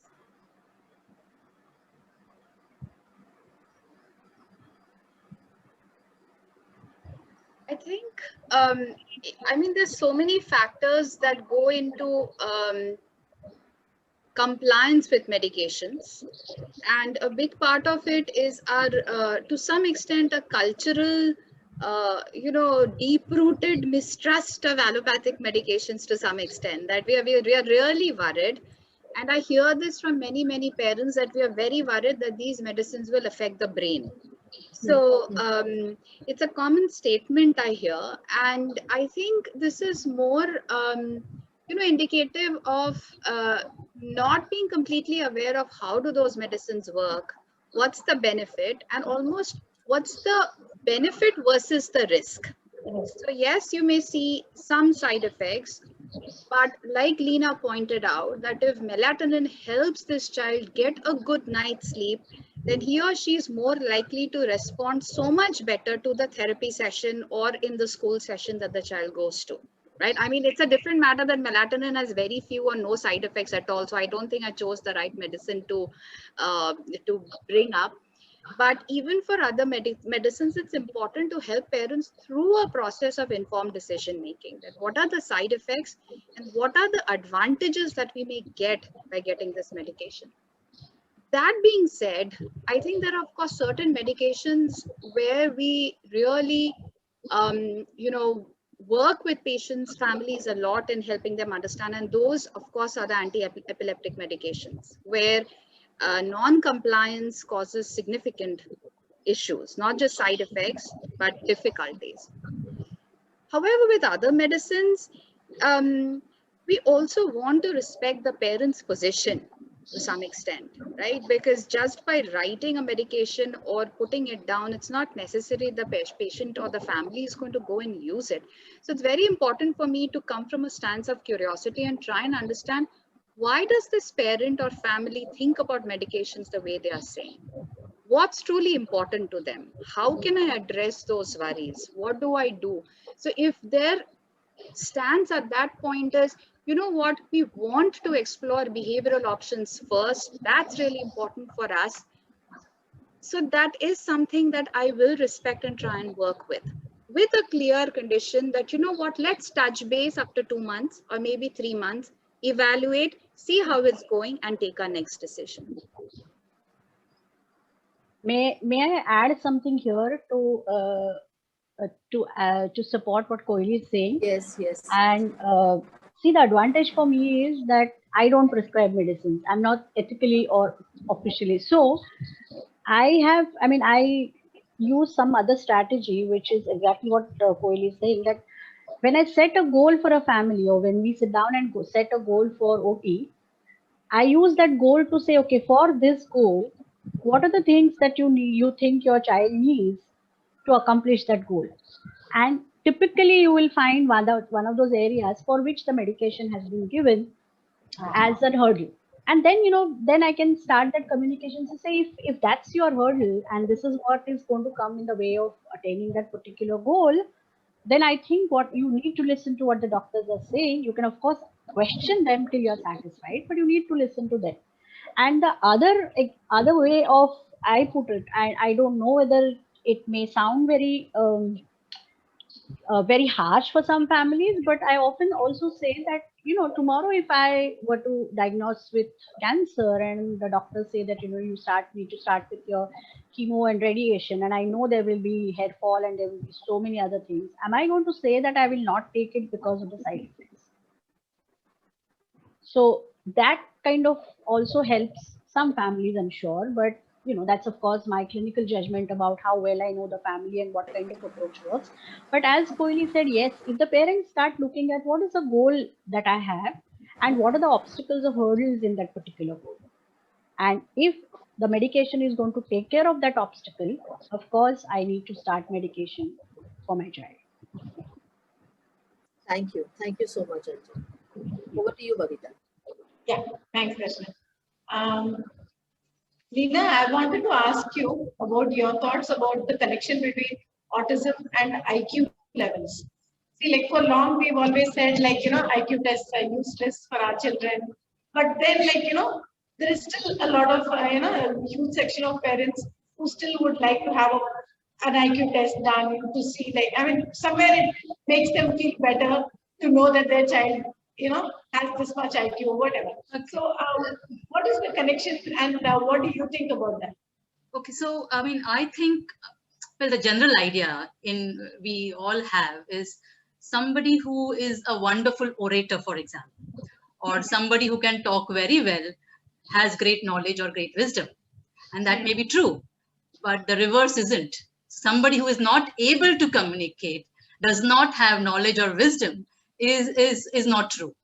So I think that is where वहाँ पे हमारी गड़बड़ हो जाती है कि we think that children who are unable to communicate to us have low IQ. So that's where it all started.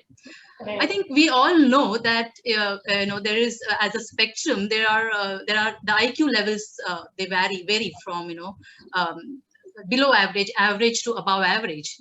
And there are many examples in history about personalities with on the IQ on the genius side who have autism spectrum disorder. Usually, if I want to kind of make it in a very simple term, if you look at three abilities, one is communication, second is behavior, and third is say academic ability, then children on the spectrum have different strengths and weaknesses in each ability. So there might be a child who might speak well but may be poor in academics. There might be a child who might have great social understanding, but not so good communication. So there, there are all sorts of children who are on different points on the spectrum. So I think we need to be very careful when we say that autism is equal to low IQ, and it is not. And I think that's been proved. Standard IQ tests look at different subsets. So there are verbal IQs and there are performance IQ subsets. And if the psychologist who's doing the IQ testing understands the difficulties this child is having with his communication, and tries to get over that when they are doing the IQ testing, may be able to get some idea about the child's IQ level, if at all. But again, we know in the best of situations, IQ testing, how much validity it has in real life performance is not really known. Thanks, Babita. And especially with our children, with their splinter skills, where they are like really good at one skill. Correct. So that global IQ score has no meaning in our children. If you look at each subset and look at how he has scored or she has scored and what is his weak points and strengths, we can use an IQ test for this purpose. Right. Koili, I mean, how do you handle parents that come to you? I mean, who have these doubts about whether an IQ test is necessary or what they want to know about how good the child is performing in certain areas? So I think once again, it's about the intent of asking, right? So parents so my thing would be, okay, help me understand, how do you think IQ test may help? So sometimes it's because a school that they're trying to get in needs it as part of an admission procedure, right? So, and that's often the case. And many schools, sometimes special schools that take in children, will have a mandatory, an IQ score as a mandatory part of their admission procedure, in which case there is no way working around it, right? But then there are also parents who want to understand what is the child capable of, right? And for them, in the way that they understand, the IQ test represents a score that will help them understand where is my child's or what is my child's level. Right. So that conversation with the parent helps me understand, okay, so as parents, what you're telling me is that you want to understand what is your child good at, what are things he or she can do well, and what are things that are areas that he or she is struggling in. So let's look at a more descriptive assessment that helps you get that idea. And often it's so interesting because when we come to that conversation, sometimes parents are able to describe the child way better. They have such a deep understanding of the child's levels and things. So that conversation that goes along moves away from a unitary score, the difficulties of which Lena pointed out so beautifully, and moves instead to a description of what does this child do well, what is this child's interest, and what are the areas that the child needs support with. So I think helping parents along the journey sometimes is more meaningful. Right. Very well said. Pradnya, since you see a lot of young parents and young families, I wanted to ask you this. Because when we encounter, younger parents, when they come to us to ask for help, like somewhere they use these terms like, oh, my child is slightly autistic or has mild autism, or like is not really autistic but has some autistic features. So, how do you deal with such families, and what is your take on this? So it's not an unusual question, and it's not only in autism. Any brain disease I deal with, a very common question is people want to quantify it, saying kitna brain damage hai, kitna takka injury hai, kitna takka problem hai. And I think, like Koeli said, I think what they're not actually looking for a quantification. What they're trying to understand is they're looking for a reassurance at some point, saying, is it mild, is it going to get better, is it going to be responsive to therapy? I think that's what they're asking. And they're also trying to address their deep fears, that is it so bad, that it's going to be long road or maybe totally incurable. So I think it's then trying to ask them questions back, saying, trying to understand where they're coming from, why are they Right. looking for an answer to that question, and then addressing it. Uh, with respect to the tricky bit, the tricky ones are where the child doesn't fulfill the criteria for autistic spectrum disorder, strictly speaking. Right. But the school or, somebody send them saying, there are problems, and the parents have Googled, and they are worried, or somebody who's probably not totally attuned to how autism should be diagnosed has given them a label of autism already, and then you're trying to undo it. Those are the ones where it gets tricky.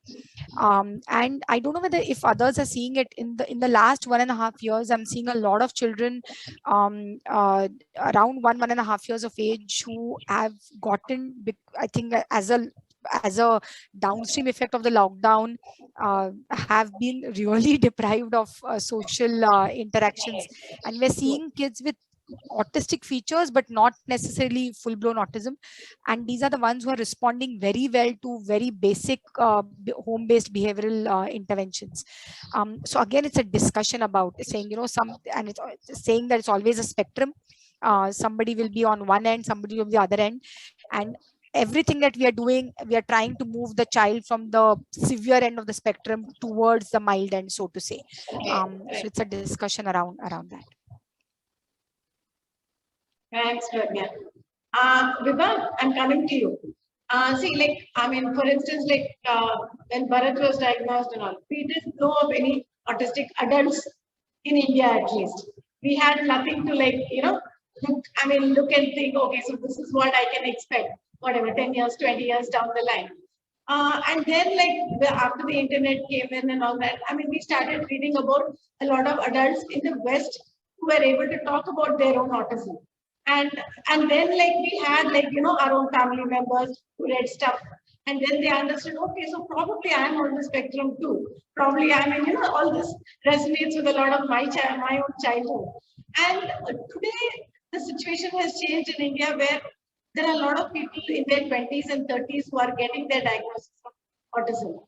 So how is that impacting, our diagnostic criteria, and how, and especially because for years we've been having all this great emphasis on early intervention. So, how do you bridge this gap now? Babita, what you're asking is reminding me of Rita Jordan once. Right. Somebody asked her, I've heard that Bill Gates has autism. Is this true? And to which she responded, I don't know, but I know one thing, he doesn't need my help. Okay. And I think that actually sums it up, right? If it ain't broke, don't fix it. Right. And the families who reach out to us have recognized that their child needs help in some way. And that's why they reach out to us. Post knowing about autism, sure, I've diagnosed so many other family members who I view with affection and with great acceptance and love in our entire family, because that's just who they were. We just thought they were these cool, quirky people, and that was fine. But the thing is, for them, there was no issue with struggling with academics or with family. So I think it really depends upon functioning. I still think early intervention, or early recognition, and early discussion of the diagnosis also, and how it happens is really important.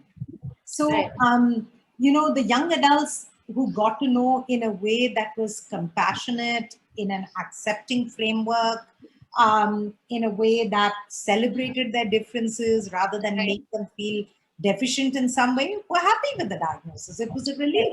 It was nice to know there's a name for what I am and who I am, and there are other people like we do hear a lot of them talking about all the confusion getting cleared up in their own heads once they get their diagnosis. Exactly. And day before yesterday, we had a talk by Jill Sangvi, who's therapist at Ummeed. She's just done her PhD on voices of 15 to 20-year-olds with autism.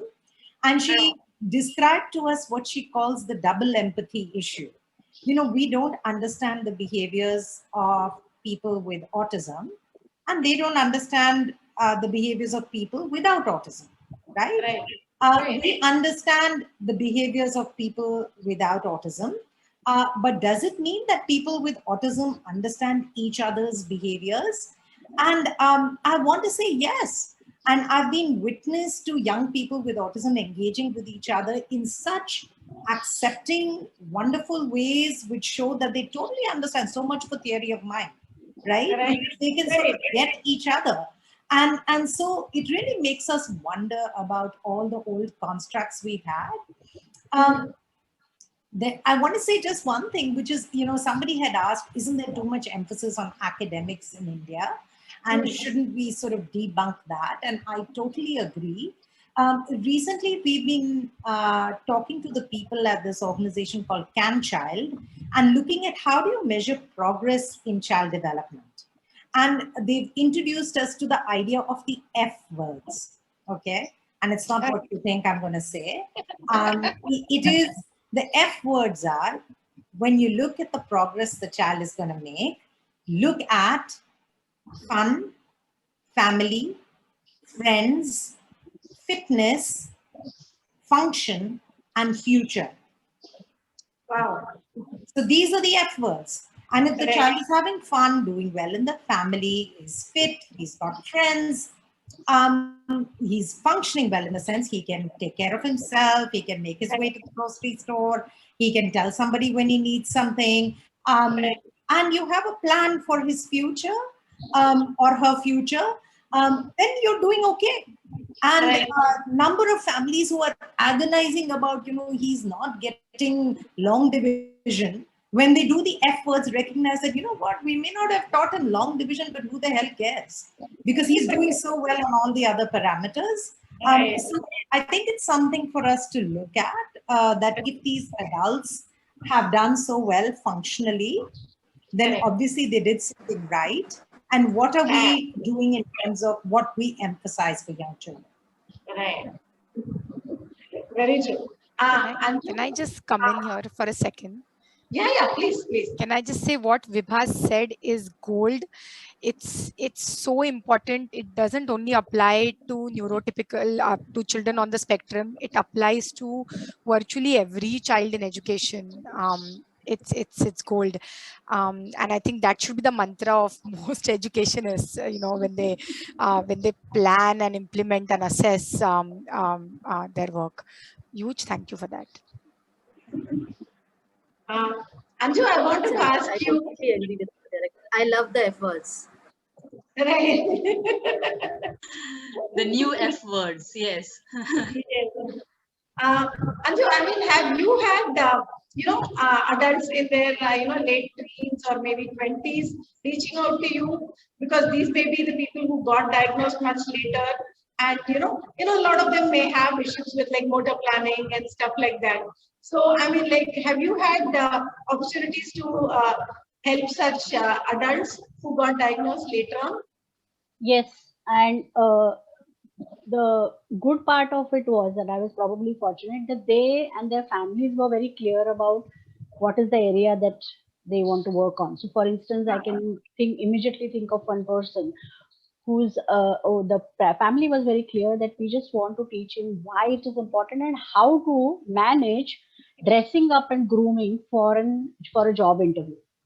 Right. So I mean, then since the goal is clear in the family's mind and also to this person's mind, he was very clear about it. Then I'm looking at specific skills and work on how to teach this person or how to help, not even teach because he's doing it to some extent. Help him manage it within the given time so that he's on time for his work. So yes, some of it has, I mean, I think I'm probably fortunate, or people are insightful already. I mean, it's not my fortunate. Adults really are insightful about where is it that I'm different or I have a challenge and how I'm not able to, I mean, I need some help with that. And definitely, But in all these things, I think one other area which is, which has been effective and helpful, and I think I would strongly suggest that to all the parents here is, there has been research and evidence to show that yoga, so yoga has been, the yogic exercises have been very, very effective, and there has been a study done to show how effective those the exercises are to maintain, to reduce anxiety, to help the person calm down, and to work on improving the, as we say, the proprioceptive and the vestibular inputs to work on the person's, individual's body tone and cognitive skills. So I think as an, just as a ready reckoner kind of a thing, and an open prescription, I would say, if the families can involve, and the entire family, why only the individual, with in these kind of routines, then that's going to be very effective too. Wonderful. Thanks, Anju. Krishna? Yes, and moving ahead with this lovely conversation, I want to come to mental health now, and I am asking Koili if you could, mental health of people with autism, the parents, the siblings. How do we take care? How do we move ahead? I think we can probably spend hours talking about this because it is such an important yet such a minimally addressed area. So very briefly, I'm trying to be cognizant of time also. We know that children with autism, as we've already said, that they are more prone to anxiety, right? So there is, of course, anxiety, but also at the same time, we know that when they are in school and social settings, they're also more vulnerable to issues like bullying, being made fun of being isolated, which also increases the mental health burden, right? So there is a huge unmet need of providing mental health support in addition to all the work that we do on fine motor and special education and communication that we are doing with children, and of course, as they grow into young adults. At the same time, here are parents, and I know that today those who are listening to us are parents. So I think parents know this way better. Then the caregiving burden is something else, right? Day after day, to be, to keep going to therapists, keeping them abreast of all the information that's going on, does take its toll, and it is sometimes stressful. So parent mental health is so important, and we recognize completely that parental well-being is so important because you are the caretakers of your children. So it's important to address that as well. And that's where I think FFA is doing such an important job. Families as resources for other families is the way to go. Sharing your experiences, being there, providing respite for each other, providing opportunities for fun, just like Vibha mentioned. There are so many ways that we want to explore that take care of the mental health issues, both in children, young adults, and the families of those with autism. Thank you. Leena, I would want your opinion about this as well. I think Koili has just said it. I mean, there are huge mental health issues with the child and the family because of all the stress that goes around. I think, as Koili rightly mentioned, the support groups are the most important thing for most families to get the right information, the right support. We need to look at a little bit more of respite care, probably, because I see that a lot in the West. If a family, couple of families know each other very well, then each of them can provide respite care for the other as needed, so that there's some downtime for parents if needed. Also need to mention the mental health of siblings, because as we know, as parents get busy with this child who takes up so much of their time, the siblings also chip in, and there is no time. Maybe they don't have time for this sibling jealousy as well, and inadvertently they might end up feeling ignored, and then they play up to seek attention. So it is necessary to just understand that and be aware of that. And yes, it is not easy, but balancing act will be needed. relaxation technique should be a part and parcel of everybody's life, and we need to start early. We need to be aware that this is going to be a problem in future. We need to talk to parents about that. We know that our kids on the spectrum like their routine. So if we make it a part of their routine early on, they will stick to it for a longer time. Leisure activities, physical activities, and relaxation techniques. And as you know, Babita, we did this wonderful competition this month with parents of children with special needs for physical fitness, and we had some wonderful, what a huge response I got. And there were this beautiful winners, and we are going to give them prizes and all sorts of things. But I think along with that competition, we had sent off a video, or which a yoga sir had taught relaxation and breathing techniques. And I really want parents to do that on a regular basis, with or without their child. If they think that they need that me time for relaxation techniques, then take that half an hour and do that. And that time apart from the child should be guilt-free for the parents, because a lot of parents think, feel guilty if they put the child away for some time and have this time for themselves. I think that guilt-free needs to be is really important for a parent to be when they are engaging in their own downtime. Thank you, Babita. Thank you, Darshan.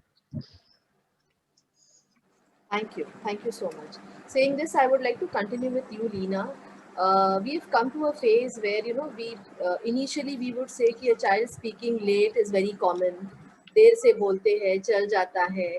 And now I want to know are the GPs or the pediatrics are better at diagnosing and understanding the needs, like if a child is different and not the normal or the neurotypical type, and how easily are they sending them to a developmental pediatrics?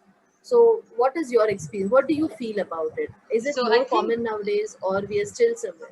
Right. No. I think there is no question that doctors are better than what they were 20 years back. Okay, so there is no. I think Vibha has already mentioned that in the beginning of the discussion. When I first started seeing autism children with special needs here, when I was back from the UK, the age of referral used to be something like 6, maybe average age at 6 years of age, and most often than not, it used to be from the schools. So the child is not sitting or disturbing or academic or something. So it was there was hardly a doctor or a pediatrician who used to refer at that point very early on. But I think over the period of especially the last decade, the awareness has zoomed up. We have so many TOTs, and we have so many workshops, and we have a dedicated chapter in the Indian Academy of Pediatrics who does these regular workshops and modules for pediatricians in practice, giving them very basic practical knowledge about what to look for early on. And in fact, one of these few years back, about 3 to 4 years back, in my local area in the Navi Mumbai, we had distributed posters to all the pediatricians, which hangs in their clinics in the waiting area. Where what are the early symptoms in the first 1.5 to 2 years of life, which might point towards autism spectrum, and that has been really helpful because pediatricians or parents are looking at them, and I must say that at least in our area in the metros, the referral time has come down to less than 3, if not less than 2, in quite a few children. So early on, what used to happen was, even if the pediatrician picked up something, they used to be picking up that the child is not speaking. But what we know now, that autism spectrum is not a speech problem. It's a communication disorder, and communication starts right in the first month of life. So we are going to see symptoms quite early on, and that's what we are trying to tell the pediatricians to pick up. Earlier, when the speech the child was being referred for speech problems, the pediatricians used to refer to speech therapist, then the speech therapist used to refer to occupational therapist, and in some way, they used to come to a developmental pediatrician or a pediatric neurologist. But I think now, with all this awareness, things have changed, and there is a lot more. If there is availability in the area, in Navi Mumbai, we have 4 developmental pediatricians, and it really makes a difference. I must say that there's a huge amount of training. I know Ummeed is one part, one of the where there is fellowship training in of pediatrician, where we have programs to train pediatricians to learn about autism and other neurodevelopmental disorders. So it's no longer that that part that we don't know. It's that elephant, the blind man trying to describe an elephant. The one holds a tail and one holds a leg and describes in different ways. We know that we have to look at a child in the whole, and it has to go through somebody who can look at the child at the whole and not just from the OT or a speech or a academic point of view. So yes, things are changing and things have changed. Really great to know that. Really, if you could just brief us of what is your experience about the same thing? I completely agree with Leena. I think I really don't have anything to add here. She's been very comprehensive. Thank you. Saying that, Babita? Right. We'll take a couple of more questions that we have from our list, and then I think we'll move to the questions that have been put forward by parents. That's some of the things that we can answer right away. One of the things that we wanted to ask all of you was that now with this growing view of autism being seen as a different way of being and not really requiring any correction, rather than just needing acceptance. So how do you see autism advocacy, family, and the person with the autism, their empowerment? How do you see that movement going ahead? Vibha, do you want to answer that first? Yeah, sure, I will, Babita, because after that I will need to leave. So I'm going to take the liberty of answering that first. I just want to say that advocacy and hearing voices of young adults with autism does not happen miraculously when they are young adults. True. So we need to work towards it, I think, from the time when they are little. And that means, I think, self-advocacy begins with self-awareness. So for kids to understand when they're very little, what are my strengths? What am I good at? In what ways am I different from that guy? In what way, what are that guy's strengths and challenges? I think that level of self-awareness in the background of acceptance and compassion and celebrating differences is really critical to getting to a point where we have a young adult who's a self-advocate. So I think it really doesn't happen overnight unless and until we make kids self-aware. I remember Stephen Shore saying that, I don't remember when I heard the word autism first, because it was around from the time I learned language. It was in my house. It was a welcome guest and not an unwanted guest. And so, he said, I always knew that, there are some things that I deal with specifically because of autism, and there are some things which are not related to autism. So he always knew that. So I urge families of young children or children, whatever the ages are, to talk about it, to share it. I mean, one of my dear friends, colleagues, is now a writer, Gopika Kapoor. I think many of you may have read her book, Beyond the Blue, which I thought is a beautiful journey of, being ready to talk about it and helping people become aware of and celebrate neurodiversity. So I think it's a shift that we need to make as a community. Of course, it's not fair to put the burden entirely on families of children with autism. It's on everybody. Everybody needs to make that shift. But I think it begins with the families here. Right. Willie, you want to add anything to it? No, not really. I think, what you're also asking is, are you asking, Babita, that is it just enough to say that we accept and not really work on intervention? Because I think that is also seems to be a common misunderstanding of this emphasis on the neurodiversity movement, right? And that's not really what the neurodiversity movement is about. So it's not, Right. I think it's, the idea is that accept us for who we are. And I think that's a call that's going out from everybody. It's not just limited to autism, but it's for everybody. True. And I think the idea is that all of us, it's related to the double empathy problem, also in some, not the problem, but the issue is that we all need to understand who the other person is, what their strengths are, and what we can do together to be able to kind of just communicate and interact with, engage with each other. So, Right. If I may just add to that one more thing, Koili, you're so right. I think we were talking right at the beginning about not trivializing families who are struggling with children with severe behavior issues or Yes. challenges getting into school and saying, oh, you must just accept. I don't think we are saying that. I think what we are saying is, yes, we need to work on creating changes, even teaching children new skills, etc. But it's in the background of acceptance and recognizing what is important, going back to the F words. Yes. So, Carl Rogers is a famous psychologist who said, in order for me to change, you have to first accept me for who I am. Hmm. And I think there's a very fundamental truth there. It's true for all of us. So, Babita, may I please take your lead at this point and want to thank all my co-panelists and the wonderful families who have chimed in with beautiful questions. Really, I was struck by what amazing and insightful questions they were. So thank you so much, Forum, for having me, Babita and Darshana.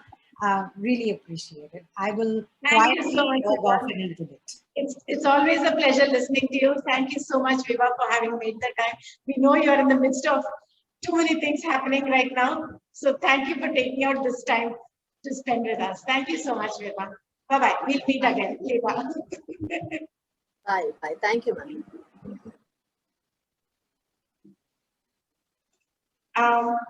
Should we go ahead with our questions, Darshana, or shall we take some of the parent questions?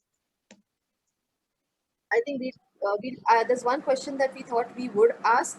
I just wanted to quickly ask Anjali. It's normally said that this question is open to both Koili and Anjali, and Veena, Pradnya, if you feel right, you all can give your points too. Where how do you help today's parents? Because like we come from time where we had very less opportunities, and where now you have a platter full of opportunities out there, confusing the parents which way to take. And how do, as therapist, Anjali, you or how do you all guide a parent, or how do you all help that parent to be a good judge for themselves as to which road to take? So Anjali, I'll start with you, and then we could move to Koili. I think, Darshana, if I understand your question correctly, how do we help parents recognize if this particular professional is the right professional, and do I really, do I have do I have a say in this whole matter? Is what you're, it's what you're looking at. And I think in this regard, I would say first and foremost, every parent has a right to choose, and every parent his or her voice must be heard. That's for sure. So the first thing we need to change in our system is that relationship between the professional and parents need to change. And here is what I often tell the parents. I tell the parents that look at RRPP. And what do I mean by RRPP? You choose a professional or you go to a therapist who you have a good rapport with and your child has a good rapport with. That's very, very important. So the first thing is you're going to look at that. If I'm going to feel very uncomfortable, I'm going to be scared of that particular professional, I doubt whether the parent is going to really learn anything from that person. So it's the first is the R is the rapport. The second is respect. Is this person respectful towards your child and towards you? And it's not that the respect has to be one way and it has to be given out of fear. So it's the professional giving respect to the family and to the child is of utmost importance. So that's the second R. When I say the PP, the first P stands for partnership. Is this person looking at me as a partner in the journey, Or is this person looking at, I'm high and mighty, you better listen to me because I have that degree? If that's the case, you don't really have found a good therapist or a good professional to work with. And the fourth part of it is the professionalism. And by professionalism, is this person giving you clear understanding of what he's doing or she's doing, why she doing? Is this person helping you set goals for your child? Is this person documenting what is going on and sharing that report with you? And also in that, to some extent, by professionalism also means, and here again I'm going to talk from the other side of it, that even the parents need to remember that there is going to be a professional relationship there, and that if the professional is keeping that in mind, then I too need to keep that in mind and respect that person's professionalism and respect that person as a his professional time is another aspect to it. But for the parents, I would say the RRPP is the best way to judge, have I got the right professional.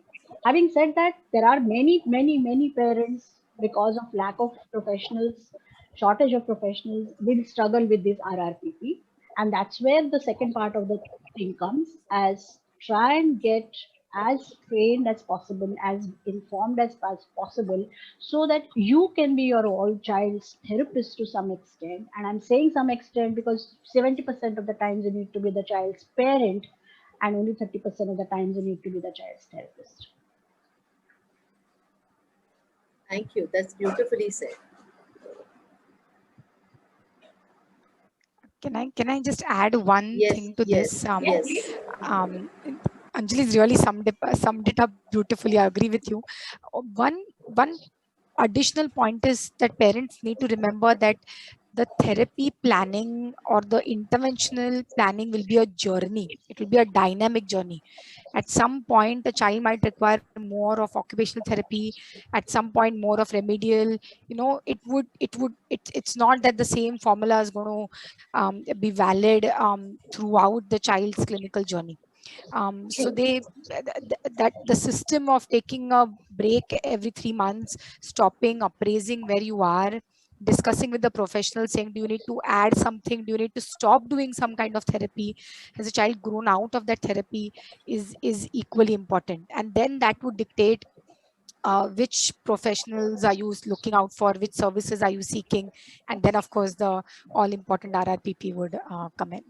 But do remember, it's a dynamic journey. It's never that एक बार school में डाल दिया, admission हो गई, अभी school वाले देख लेंगे. It's not that kind of a situation. It's something to be very hands-on, to be always questioning, to be always appraising the situation and trying to get what the child needs the most, not what you think the child should be doing at that time, but what the child needs the most at that time.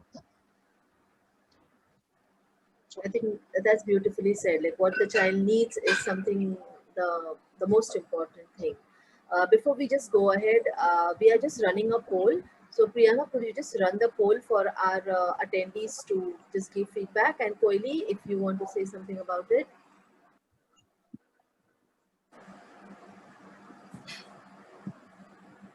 Yes, Koili. I really don't have anything to add. I think both Pradnya and Anjali together summed it up very beautifully. Okay. So saying that, I think, Babita, the question and answers, I believe most of our the panels were answering the questions wherever need be.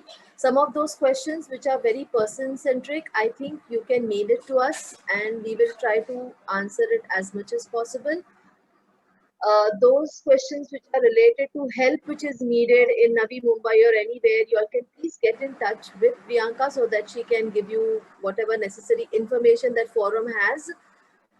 And yes, FFA also has a WhatsApp group where we have parents from all over India, for that matter, which have helped us keep connected.